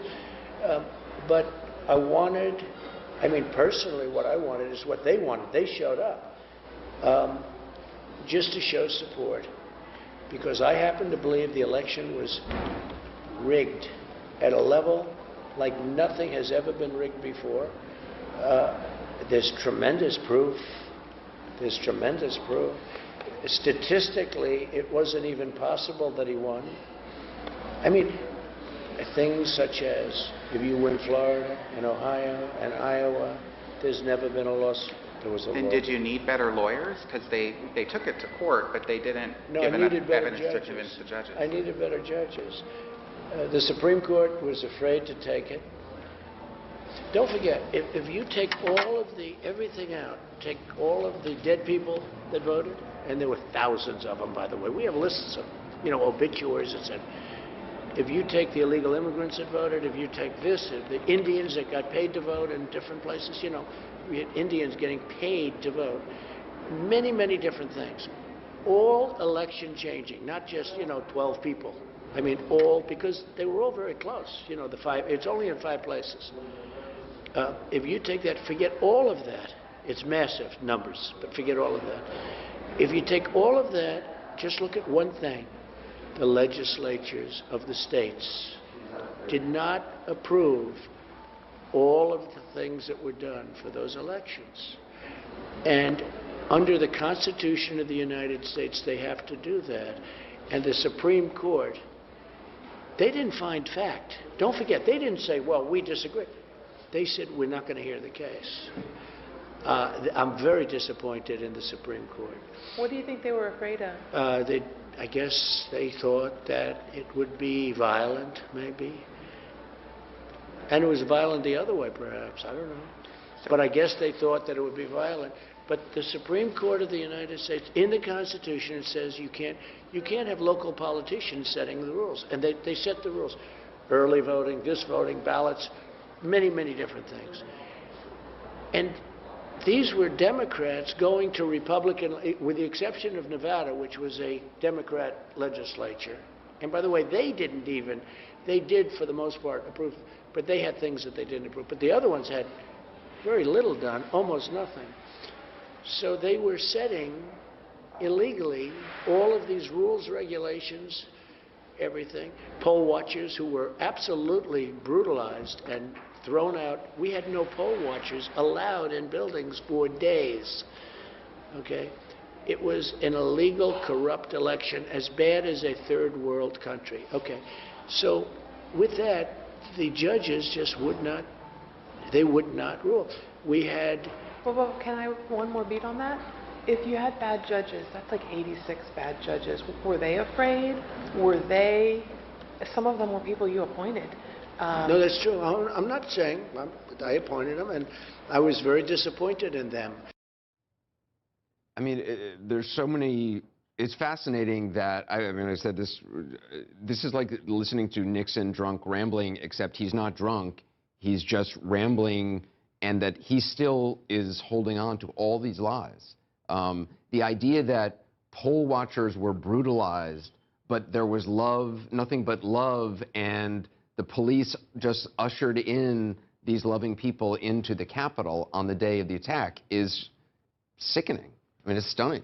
This is this man was president of the United States. Hart, I don't even know what to really ask about it, but what was he doing during the attack? I mean, you have reporting in this book about he was unreachable.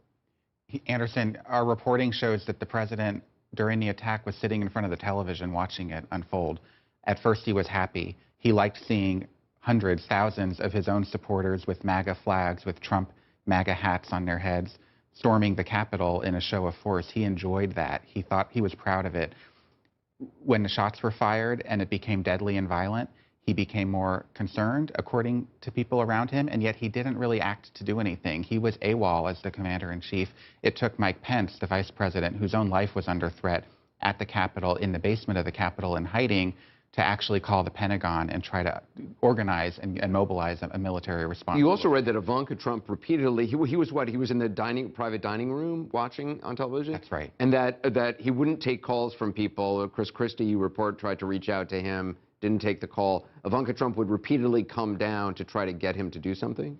Well, it was really an awkward time because you might remember that as protesters literally broke into the landing near the Senate and lawmakers were scrambling for their lives along with their staff who were barricading themselves away from people chanting for their heads, during that time, the president actually tweeted something criticizing Vice President Pence. Eventually that came down.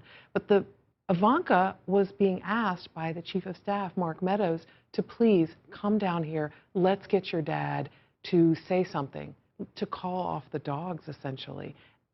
Ivanka went back and forth between her second-floor office, back and forth multiple times at Meadows' request, trying to get it right, essentially, with the president, with her father. And many people told us different ways that she was described that day, and not extremely forceful at first, but she was also compared to the stable pony to come in and calm the racehorse. She was her father's stable pony. Again, and we've seen, we showed the video of, the peace-loving folks full of love being ushered into the Capitol, and, you see hugging and kissing. Right. I mean, we have the video, of course, and we've all seen what the reality was. I mean, this is what they were facing. This is not Capitol Police officers ushering them in and even in the videos that we did see that, it was to kind of hold back the line by falling back because they were outgunned, outmanned. That's absolutely right. Were you surprised that he is still sticking to this? I mean, clearly this is a conversation he has at Mar-a-Lago around dinner tables, when he crashes weddings, on the golf course. This is what he talks about nonstop. And it's not just this topic where he spewed lies to us in our interview. We talked to him for 2.5 hours, and on almost every topic, it was this sort of alternative reality playing out in his head. He brought up the fact, according to him, that he won the state of Arizona. Well, we all know he lost the state of Arizona. He lost the state of Arizona in part, according to some of his advisors, because he was attacking John McCain, a hero in that state. And he brought it up and attacked John McCain in our interview. And it's just, again and again, he would say things that weren't true as if they were true, as if when you enter Mar-a-Lago and sit there in the lobby, you're in a different universe with a different set of facts. Yeah.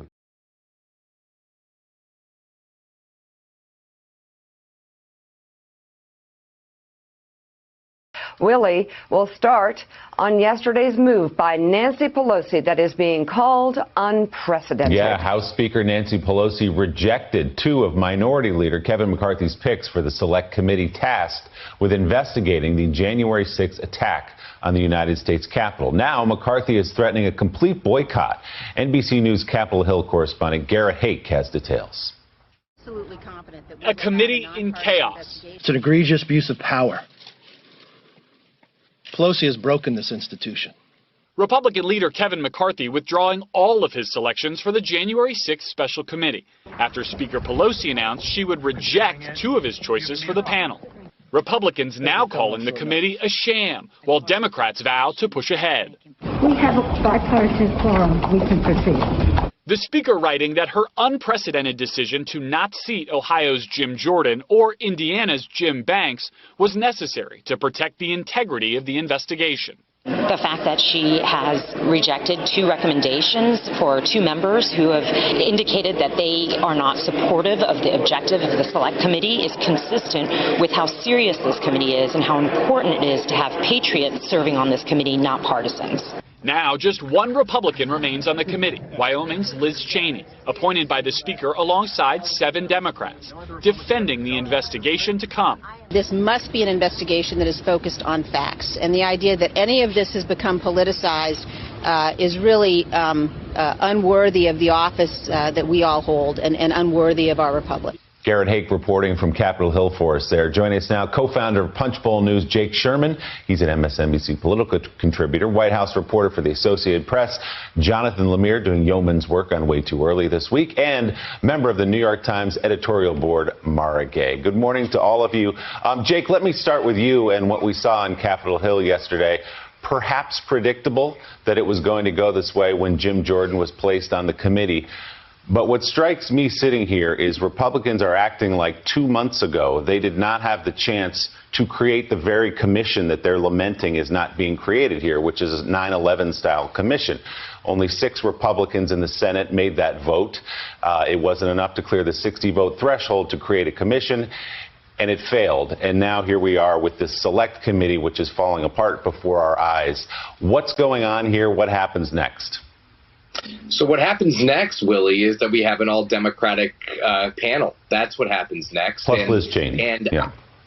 Plus Liz Cheney, that's exactly right, appointed by Nancy Pelosi, who said yesterday she believes McCarthy should never be Speaker, and she agreed with Pelosi's decision to remove Jim Banks and Jim Jordan from the committee. So, you know, I don't know what the politics of this are. I think, to be honest with you, Willie, if I had to kind of read the lines here from the pure political angle, I'll talk about the substantive in a second.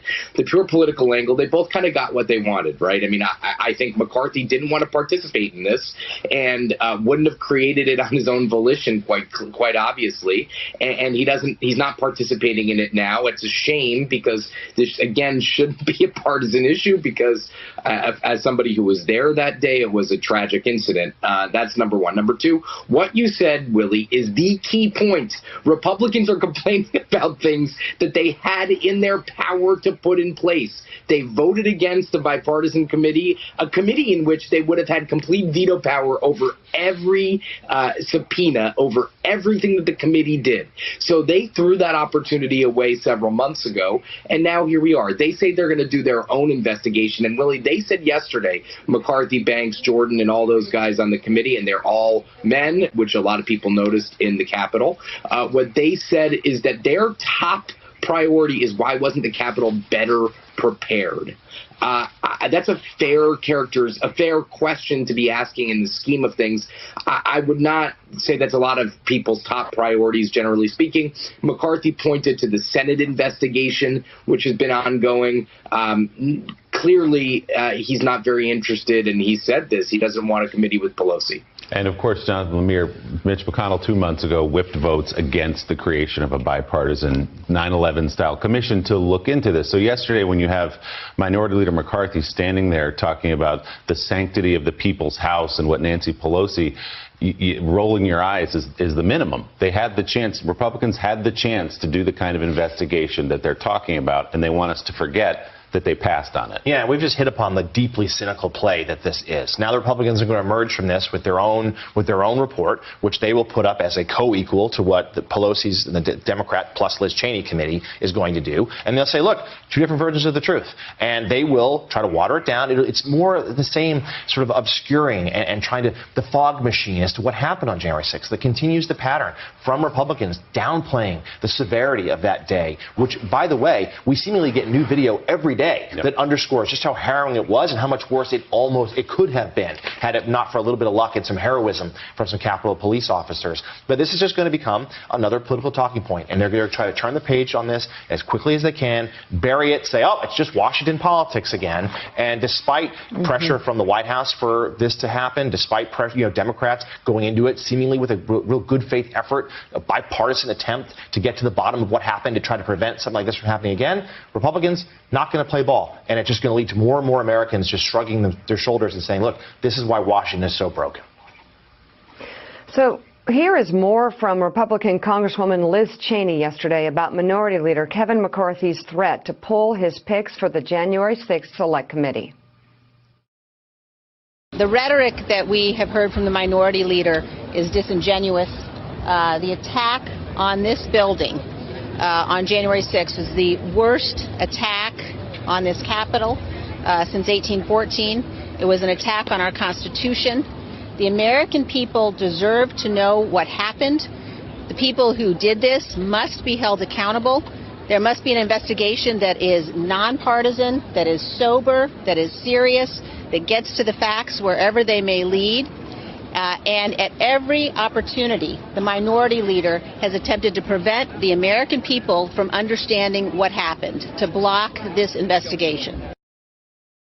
McCarthy, of course, wants to become Speaker next year. Do you think that he deserves to be Speaker in the aftermath of his actions here? I think that any person who would be third in line to the presidency must demonstrate a commitment to the Constitution and a commitment to the rule of law, and Minority Leader McCarthy has not done that. So, Mara Gay, I see two strains here in this country, two strains of division and a lack of respect for basic truth. that could ultimately lead to the rubber meeting the road for Republicans. I know for the entire Trump presidency, we kept hearing, this is it, this is it, this is it. But I do think these two strains could be it. And I'm wondering if this editorial would make it through the New York Times editorial board. But you have a basic impossibility on Capitol Hill with the two members that were ruled out of the committee by Nancy Pelosi because of a basic commitment to truth about what happened on January 6th, that it was an insurrection, that it was violent, that it was an attack on our democratic process. There's that basic truth that is being debated, which is an impossibility. You can't debate the truth. And then you have the truth about COVID and this Delta variant that is isolating the lies and the conspiracy theories, again, under the umbrella of Trump, January 6th and COVID. And I think this may be where the rubber meets the road for Republicans who appear to be running for cover on COVID. Do you agree? Mika, it's what you lay out is, of course, exactly what's happening in this country. The unfortunate part is that so many times we've talked about it, you and I mean, we think that the dam is going to break, and it just hasn't. And I think that's why Liz Cheney is playing such a crucial role, because her presence on this committee, which should be far more bipartisan and robust in that way than it is proof positive that this is a serious task to really get to the bottom of what happened on January 6th, and that this is not about partisanship, but of course is about protecting democracy. I think, unfortunately, what we're seeing is just another step, another touchstone of the Republican Party's slow walk away from democracy and toward just an interest in sheer power. The frustrating thing is that because of the right-wing media juggernaut that is helping pump this disinformation into the eyes and minds and ears of so many Americans, they can kind of run, the party can run on these fumes for much longer than it otherwise would. So the amount of disinformation I think that Americans are receiving is vast, and we're not talking about different points of view. We are talking about untruths, lies, and in this case they're very dangerous, that vaccines could be dangerous, that COVID isn't that big of a deal, or that fellow Americans are against you somehow. All of these things are lies, and they're very dangerous. So that's kind of what democracy is up against. The Democratic Party cannot do this alone. We need a multi-party democracy. We need competition in elections and in this country. And so as long as the Republican Party, as long as its members truly are getting away electorally with behaving this way, our democracy is in real trouble. The fact that they don't feel a need to take part in this very basic exercise of defending the Capitol and those who were there that day should really set off alarm bells for the rest of the country. And Liz Cheney should not be standing alone here. This is kind of an all hands, this is what we call a 5-alarm fire in New York for democracy. Had Mike Pence had the courage to send it back to the legislatures, you would have had a different outcome, in my opinion. Is that what you told him to do, the vice president? I didn't tell him to do anything. What did you want him to do? I thought that the election was rigged. I think that when you have more voters when you have more votes than you had voters, I think that the vice president of the United States must protect the Constitution of the United States, right? And it says very, very clearly, protect the Constitution of the United States. I don't believe he's just supposed to be a statue who gets these votes from the states and immediately hands them over. And that's, if you see fraud, then I believe you have an obligation to do one of a number of things. Thomas Jefferson took the votes, okay, just so you know. So I said, Mike, you can be Thomas Jefferson, or you can be Mike Pence. All right. That's brand new audio from our next guest interview with former President Trump at Mar-a-Lago. And joining us now is the co-author of the book, I Alone Can Fix It, Donald J. Trump's Catastrophic Final Year, Philip Rucker. He is senior Washington correspondent and for the Washington Post and political analyst for MSNBC and NBC News. Phil, I just want to first ask you what you were thinking when he was talking there about Mike Pence and Thomas Jefferson. I just want to know what was going through your head. Well, first of all, Mika, I was thinking this is not constitutional, what President Trump wanted Pence to do. But it was also a really odd way for him to be talking about a vice president who we all watched with our own eyes for 4 years as the loyal, steadfast, sycophantic sidekick. I mean, one of the reasons why Trump picked Pence in the first place to be on the ticket in 2016 is because Pence was like a statue. He would just stand there over Trump's shoulder, smiling, looking adoringly, approving of everything that Trump said and did. And yet on January 6th, that seemed to be the breaking point for Pence. And it's just ironic that what Trump expected from him that day at the Capitol was to be a statue at the moment when he couldn't be. And the reward for all that loyalty was a mob moving through the Capitol, chanting, "Hang Mike Pence." In the conversation, Phil, your co-author Carol Leonnig asked the former president point blank what he wanted to happen when he encouraged those crowds to march on the Capitol. In his answer, Trump suggested Capitol Police somehow were responsible for what happened that day by allowing the crowds into the building. Let's listen to the tape. There was a loving crowd, too, by the way. There was a lot of love. I've heard that from everybody. Many, many people have told me. That was a loving crowd. And, you know, it was too bad. It was too bad that got, you know, that they did. There were just some... But my statement... But Mr. President, I apologize. What we're trying to understand is not blame, not castigate. No, we want to understand, what did you want when you said, go up there? What would you have dreamed I would have said that you will show not to go in, although they were ushered in by the police. I mean, in all fairness, the Capitol Police were ushering people in. The Capitol Police were very friendly. You know, they were hugging and kissing. You don't see that. But there's plenty of tape on that, too, you know, because the Capitol Police were, that's the way it is. But I mean, personally, what I wanted is what they wanted. Disgraceful, Phil, and insulting to the legacy of all those officers we've seen in video after video after video, trying to hold the line, being assaulted by Trump supporters, sometimes with American flags, being beaten in at least one case to the inch, within an inch of his life. But central, it's important to hear that tape because it's central to the argument we've heard on other networks, that we hear online, that we hear from people who say, you know, the media has kind of blown this out of proportion. It wasn't as bad as it appears, as we've all seen with our own eyes.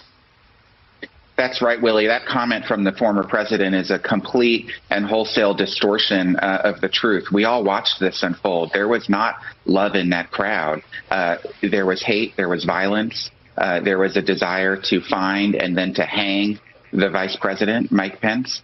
That was an ugly, harrowing day in Washington and for this country. And it was just chilling for me and Carol to hear Trump several months later describe it in that way, as a loving crowd, and then to say what he wanted as the president. You know, he swore an oath to protect this country. To hear him say what he wanted was what they wanted. Well, what they wanted was to sack the Capitol, overturn democracy, and hang the vice president.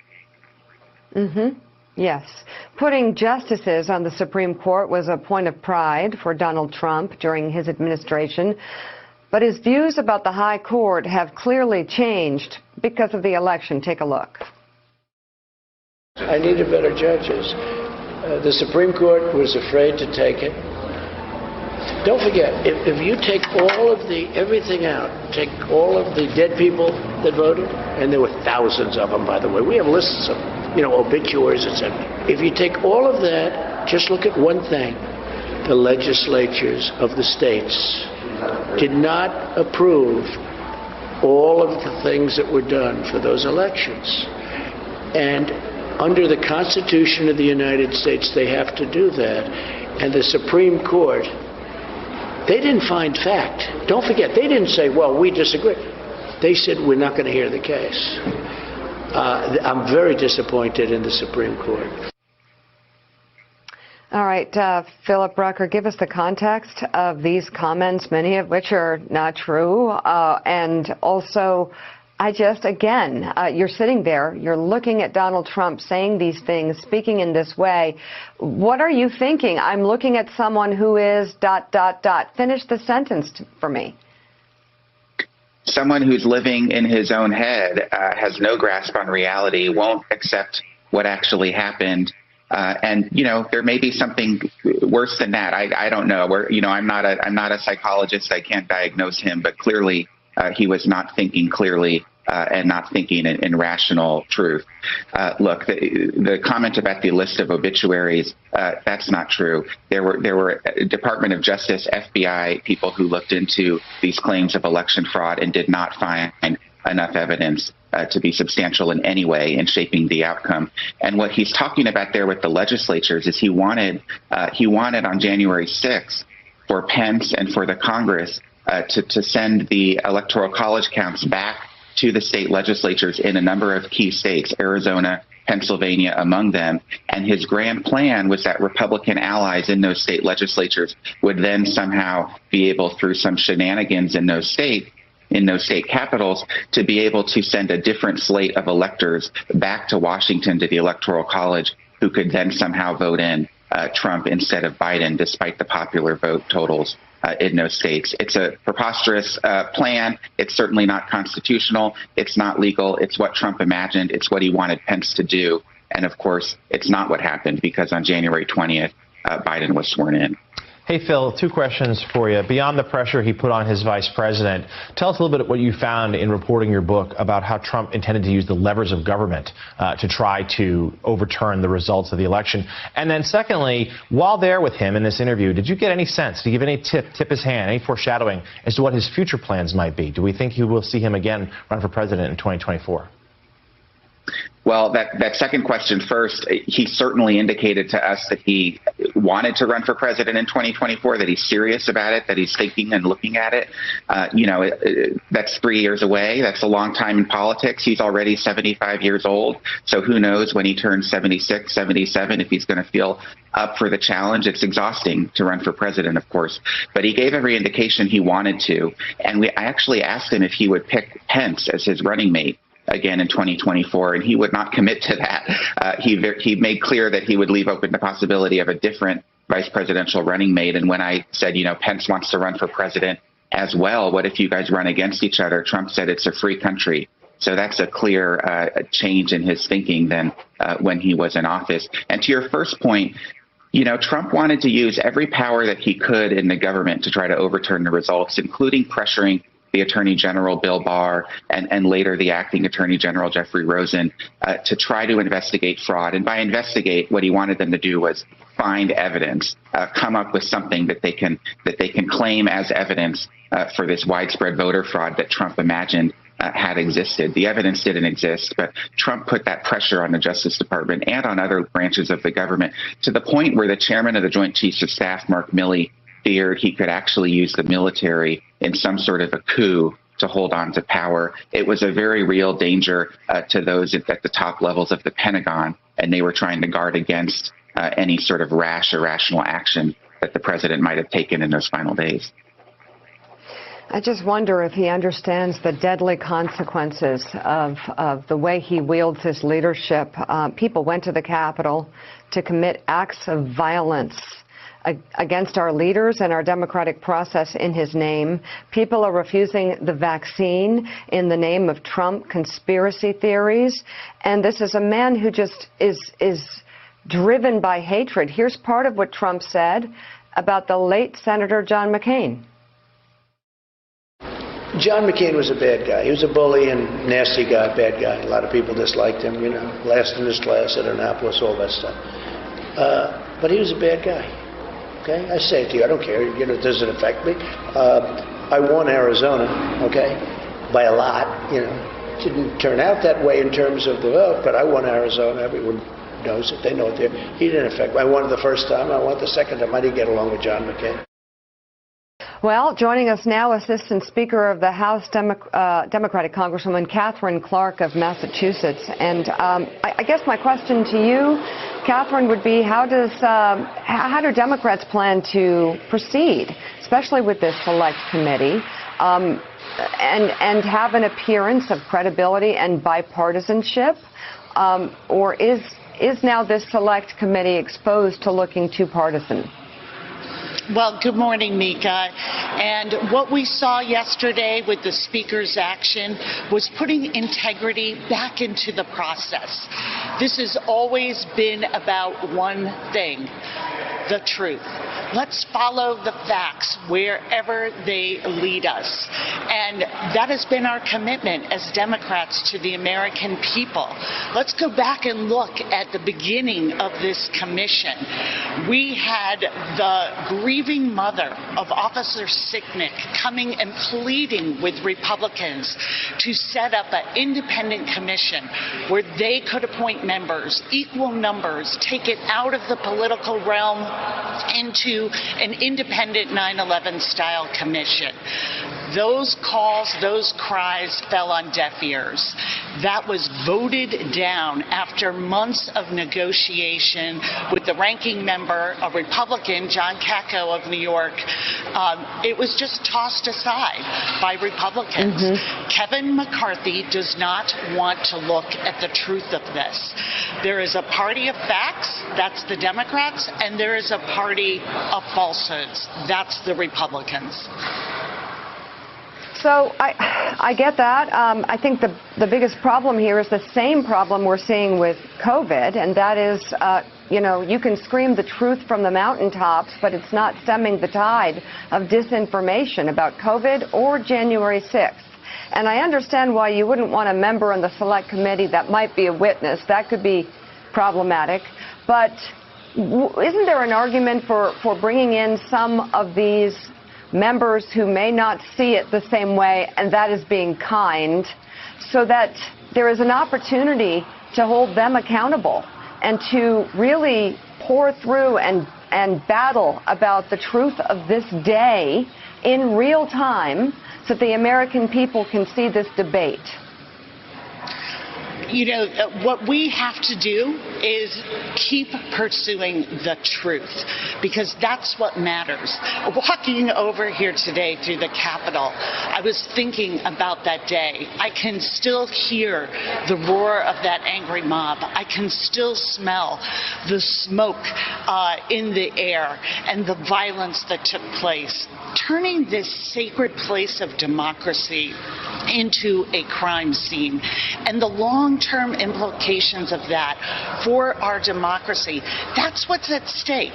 And what the Speaker did yesterday was not say we're not going to put anyone on who voted in support of the big lie and against the Electoral College, but there were two individuals who are conspiracy theorists who, through their own words, have never admitted that Joe Biden is the president, who continue to undermine the very work of that Select Committee. This work is too important to allow it to turn into a political circus. So we are going to continue to hire professional staff to put the facts before the American people. And it is those facts and the truth that will get us back to a strong, robust democracy. It is truly all on the line for us. And we cannot be a party to saying, it's going to be a political mess and a chance to try and score points against the other side. The Republicans are saying out loud what they usually say quietly. They see their role as to obstruct everything, obstruct finding the truth, obstruct our elections, obstruct the right to vote, obstruct getting vaccines to people, to reopening our schools and small businesses.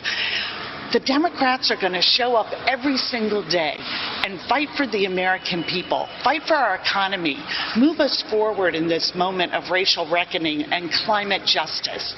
That's what we do every single day here. That's what we're going to continue to do to deliver for the American people.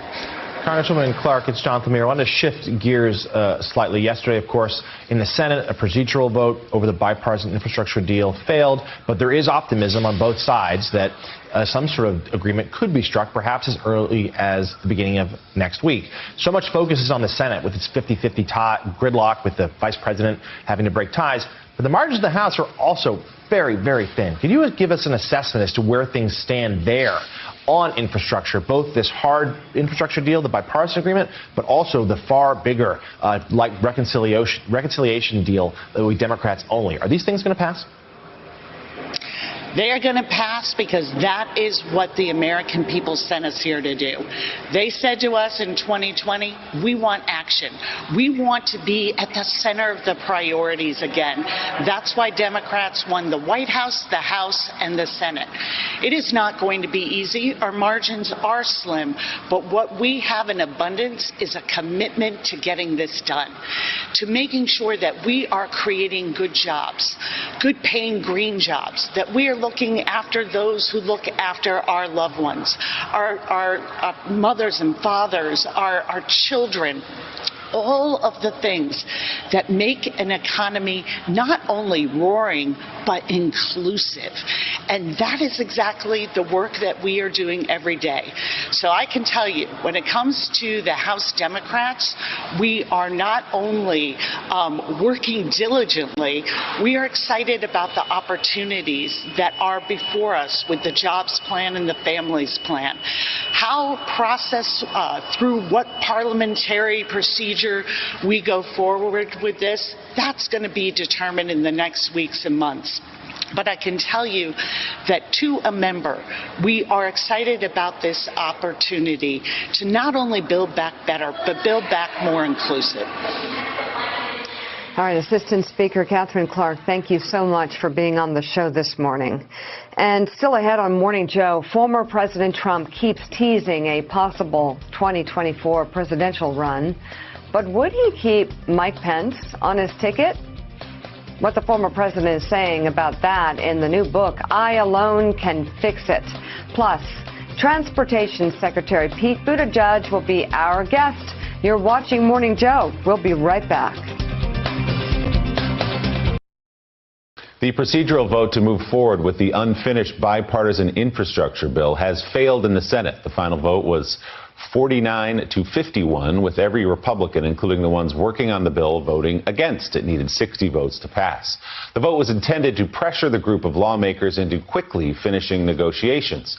Senators working on the legislation say they will keep at it.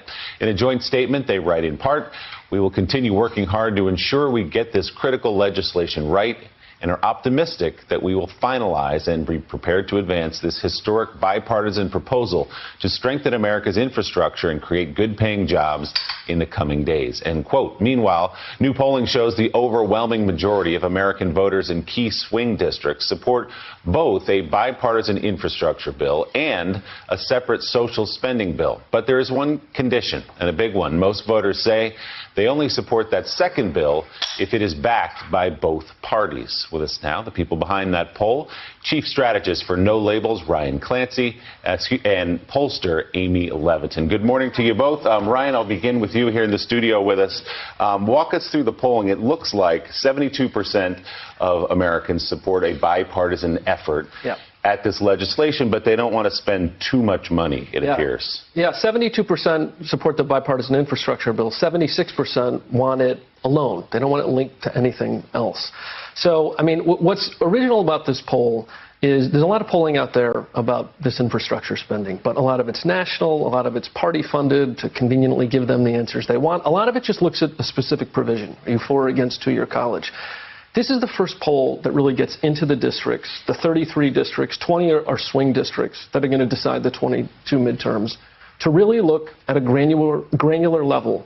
What do people want? What are the trade-offs they're willing to accept? And, you know, it's interesting. So despite that procedural vote yesterday, Jake Sherman was just on with us a minute ago saying he, too, is optimistic that this bipartisan package is going to get done. But if you go down into your polling, 57% of the people you talk to say, we want the bipartisan bill. That looks good. We like parties working together, bridges, roads, and all that.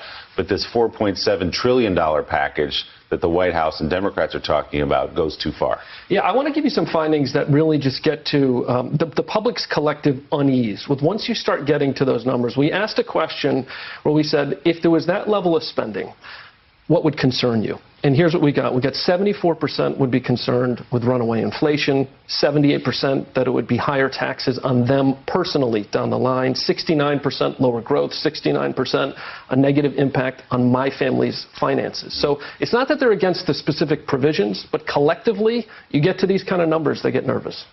Hey, Amy, Jonathan Lemire, we just talked about there is some hope here for this bipartisan deal, and the White House is the same, according to our reporting. They believe they were very encouraged by Mitt Romney yesterday, saying, hey, 10, 11 Republicans, they could be on board next week. But we know that though there is sincere hope that it gets done, there's also a subplot to this, that the Democrats felt like they needed to make a bipartisan effort to show the moderates, to reassure the moderates in their own ranks, Senators Manchin and Sinema, hey, we tried. So even if it falls apart, that might make them more comfortable going big, going alone for this reconciliation bill, which would only grow if infrastructure had to be put into that. But what does your polling show? What the threshold that Americans want to see in terms of a cost? But also, if this were to fall apart, is there a sense as to which party would take more of the blame? How would that play out? It's an excellent question. And again, I think this poll is really unique because it does ask some of the edgier, interesting questions around that. I think what it really shows is there are a lot of positive news, right? A high degree of consensus, both, as you say, and the president saw, for the initiative the president is selling hard on reconciliation. You know, there's a lot more work to be done, first and foremost, because voters really overwhelmingly want bipartisan support. I think that there is awareness of if one party was to ram it through with razor-thin support, it's not going to bode well really for them. What voters want is there's bipartisan support for bipartisan support, if you will. And to Ryan's point a minute ago, there's a lot of concern about the impact on personal finance, high inflation, impact on the economy, if it is to be rammed through. Mara Gay, I wonder what your thoughts are on these results, again, focusing on key swing districts. What do you make of these? Well, I think what it means is that the Democrats are not going to move until that they are satisfied that they have found some consensus and that they can really show the American people and reassure Democrats in swing districts that they are going to be protected. There are various ways to do that. So I actually think behind the scenes there's some confidence on this. There are a lot of local issues, remember, that these swing district members want to deliver on to their members. And really, all politics is local, so what we're talking about here is probably pork. But that's how you get deals done in Washington. And I do think there's some confidence that this can be accomplished. So, Ryan, the case against this big package that Republicans have made is a lot of this isn't really infrastructure spending, that Democrats are taking some liberties with the definition of infrastructure. The Democrats say, well, the definition of infrastructure has changed since it was just bridges, roads, and tunnels. What do the American people think? Do they believe, yes, it should be this hard infrastructure that we've come to know over generations, or are they buying into the idea that there's more to it now? We actually asked this question specifically, and it's clear Democratic and Republican leaning districts. When people think of infrastructure, they think of the traditional definition, roads, bridges, water, broadband. The other stuff, it's social spending. Doesn't mean they don't like it, but they classify it differently. Amy, what's your take on that? Who's winning the argument? Republicans saying this is not actually infrastructure, a lot of what Democrats are talking about. Yeah, I mean, the support is really muted at best once you add in what's considered social spending. I mean, when do we see 7 in 10 voters across, I think it's 87% of Democrats, 70 independents, and 55% of Republican-leaning voters supporting what's seen as kind of pure infrastructure, and that does fall when you add in social spending with the price tag.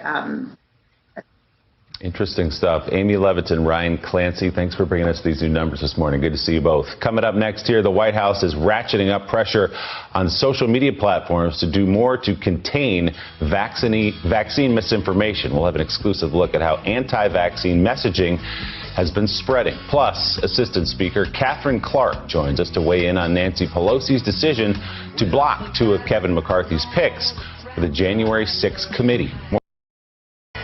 Where Republican senators working on a bipartisan infrastructure bill voted against a procedural move in the Senate yesterday. The vote split down party lines, leaves the future of President Biden's two-track infrastructure plan in jeopardy.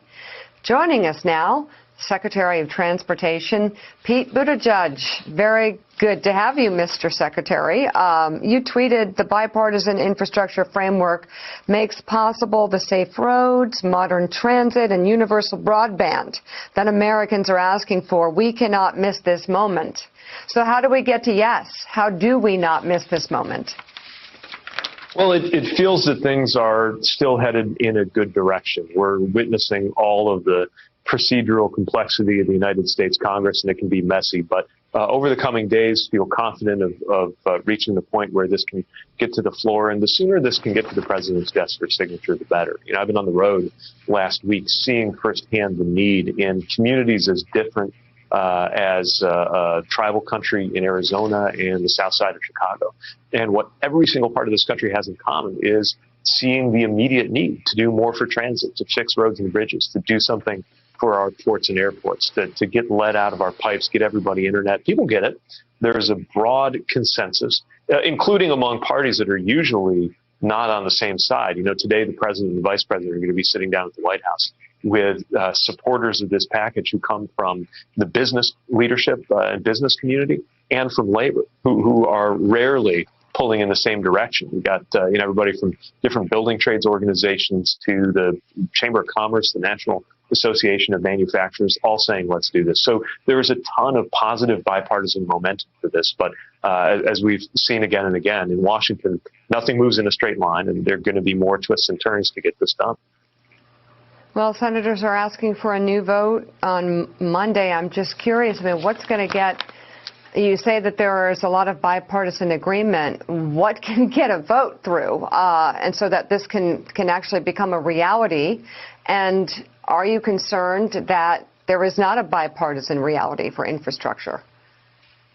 So what we have is Republican and Democratic senators, a critical mass of them, who have shaken hands with the president and said, this is the framework of what we want to do. Now, within the framework, it turns out, as always, the devil's in the details, and there are pieces that still need to be worked through. So the next thing that has to happen is a vote, basically a vote to have a vote. So it's a procedural move that lets the debate begin in earnest, the actual process of getting the text out there. And there are a few areas that still need to be smoothed over, but the overall picture looks encouraging. And that's important because you know, I think Americans are really impatient to get this done. I mean, not just within the context of this year, but the many years that there has been a lot of talk about infrastructure. What we're seeing now is that you know, this framework gives us a chance to do the biggest investment, for example, in public transit that we've ever done as a country, the biggest investment in passenger rail since Amtrak was created in the first place, the most going to roads and bridges since the Eisenhower administration when they set up the interstate highway system to begin with. These are big moves, big things that are possible, and remarkably, they appear to be possible with bipartisan support. Soon that will truly be put to the test, and that needs to lead to legislation that the president, I know, is very eager to sign. Secretary Buttigieg, it's Willie Geist. Good to see you this morning. We've been out on the highways a lot this summer, driving around and talking to the kids about just what a marvel it is that these roads even exist. You take them for granted, and we all have our complaints about them. But the idea that somebody sat down and said, let's build roads clear across the country, the engineering that went into that, the work that went into that, the ingenuity that went into that. And I think people are looking at, okay, what's the next step of what infrastructure means in 2021 as we've gotten well past generations past highways, at least the establishment of them. So what is it? Let's bring it down to a ground level. Let's say this bipartisan package gets through and it's passed. What does it look like practically to an average American? What changes in the next couple of years? What are the updates? What is that highway system of the 1950s of today? Yeah, you're right. We count on the highway system now and forget how audacious and ambitious it was in the 1950s when a cross-country road trip could take take 2 weeks. And you might not be certain that there were going to be gas stations where you needed them unless you had your route just so.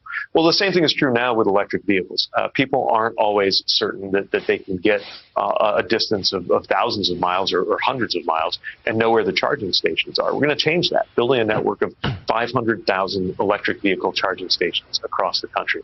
You think about the internet. You know, the internet connection is today in the economy what the interstate highway connection used to be. Today you need both, and that's why we need to get every single American affordable, fast internet, which is part of what this bill is going to do. So these are the kinds of changes we need looking to the future. But the truth is, we've also just got to take care of what we've got. Those very same highways that were built in the 50s, we've been coasting off of some of those investments for a long time. Last time you and I spoke, I'd been in the Hudson River tunnels looking at 1910 construction that hundreds of thousands of passengers still count on. It's true when you look in every part of the country that you see some piece of infrastructure. In Pittsburgh, looking up, we were on a riverboat to look at locks and dams, and then looked up at one of the most important bridges in the city.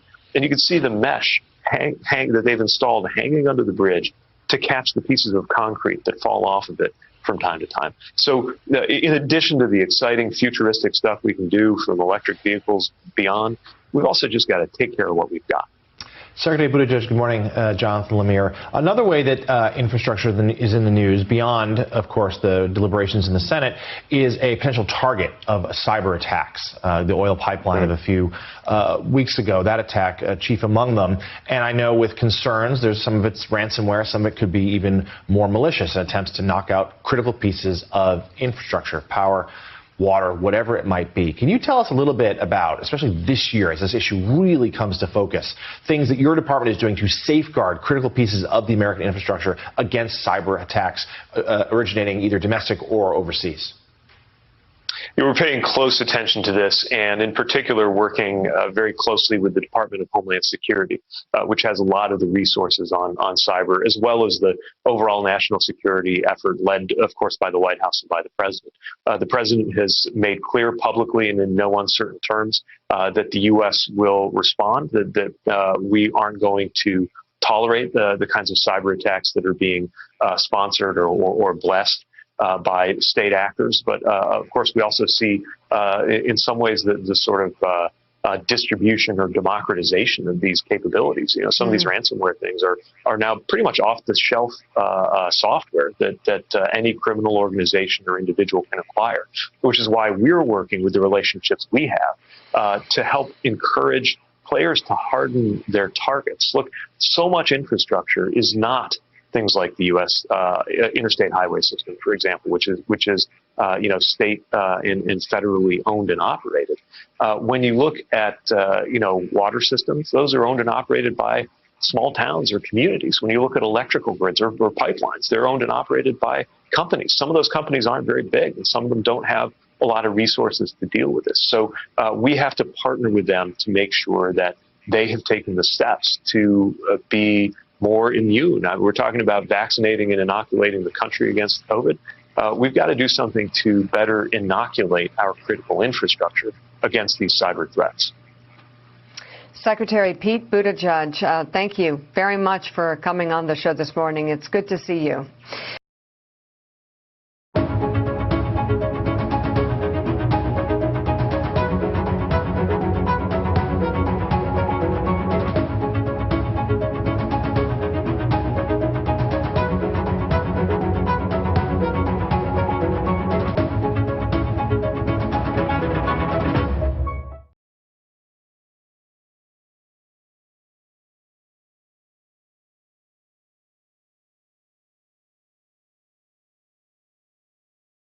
I'm Ari Melber, and welcome to the Summit Series, where we have in-depth conversations with leaders at the summit of various fields. My next guest is someone who's made a career out of looking at the world through a very different lens. Writer and social commentator Fran Lebowitz. She is also the subject of Martin Scorsese's 7-part documentary series, Pretend It's a City, on Netflix. Take a look.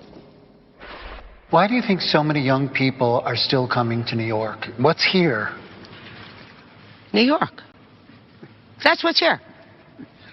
I mean, what's not here? That's the way to look at it. Wherever they're from is not here. So they come here.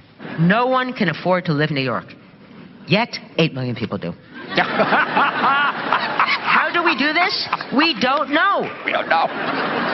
It's a mystery to us. You can come here without knowing how you're going to live here, and somehow you will do enough things to live here. You know, it's as simple as that. Okay. Fran, thanks for being here. You're welcome. When did you first realize some people were interested in what you had to say? You know what? I never really thought about it. I mean, certainly when I was a child, I knew the people who weren't interested in what I had to say. And those people were all the people in charge of me, my parents, my teachers, you know.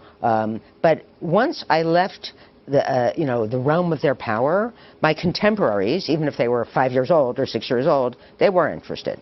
So I just disregarded the people above me. Do you think the people who were interested responded to the substance of what you were saying, the style and attitude, or both? I have no idea. I mean, I did not grow up in the most discerning environment on the planet Earth, let me assure you. So that, you know, it wasn't that hard. So that, you know, I really don't know. I mean, but I can tell you for a fact that all the things that, you know, brought me here today were all the things I was punished for my entire childhood. Yeah, you say punished as a child. It is written that at that time and in your schooling you were derided as surly or a chatterbox. Do you think that is the same way we treat young people or young women today?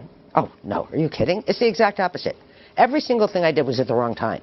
Okay? So that, no, people are very interested in their children, even the children that are very boring. Which is, you know, not just children, but most people. So, no, people are very interested. I mean, people ask their children questions all the time. You know, certainly no one asked me a question my entire childhood. You know, no one asked, and not just me. I don't mean to, you know, give the impression that I had Dickensian childhood. I had the standard, you know, childhood of a child in the 1950s. You know, all my report cards when I was a kid would say on them in the comment section, Francis asked too many questions. Francis speaks out of turn, every single one. And even if they were all like good grades, my father would read this aloud. You ask too many questions. You do. You ask too many questions. So, I mean, now people, if their child asks a question, they're thrilled because it shows, you know, how curious the child is. This comes up in the documentary because you critique the centrality that this generation assumes it has, that young people assume that people older than them will want to help them or be interested in every thought they have. So that raises the question of has it swung too far in the other direction? Well, you know, it's the thing is that, you know, first of all, older people are always annoyed by younger people. Okay? I mean, this is always true. And then they seem to forget it. You know, I didn't forget. I remember it. But it's a little different now because people who have kids, you know, they extend this to many other people that are not their children, you know, so they're used to this, you know. But I don't have kids, and I'm used to it because, you know, it's been going on for a long time. But it doesn't mean I don't find it delightful, I have to say. What did driving a cab teach you?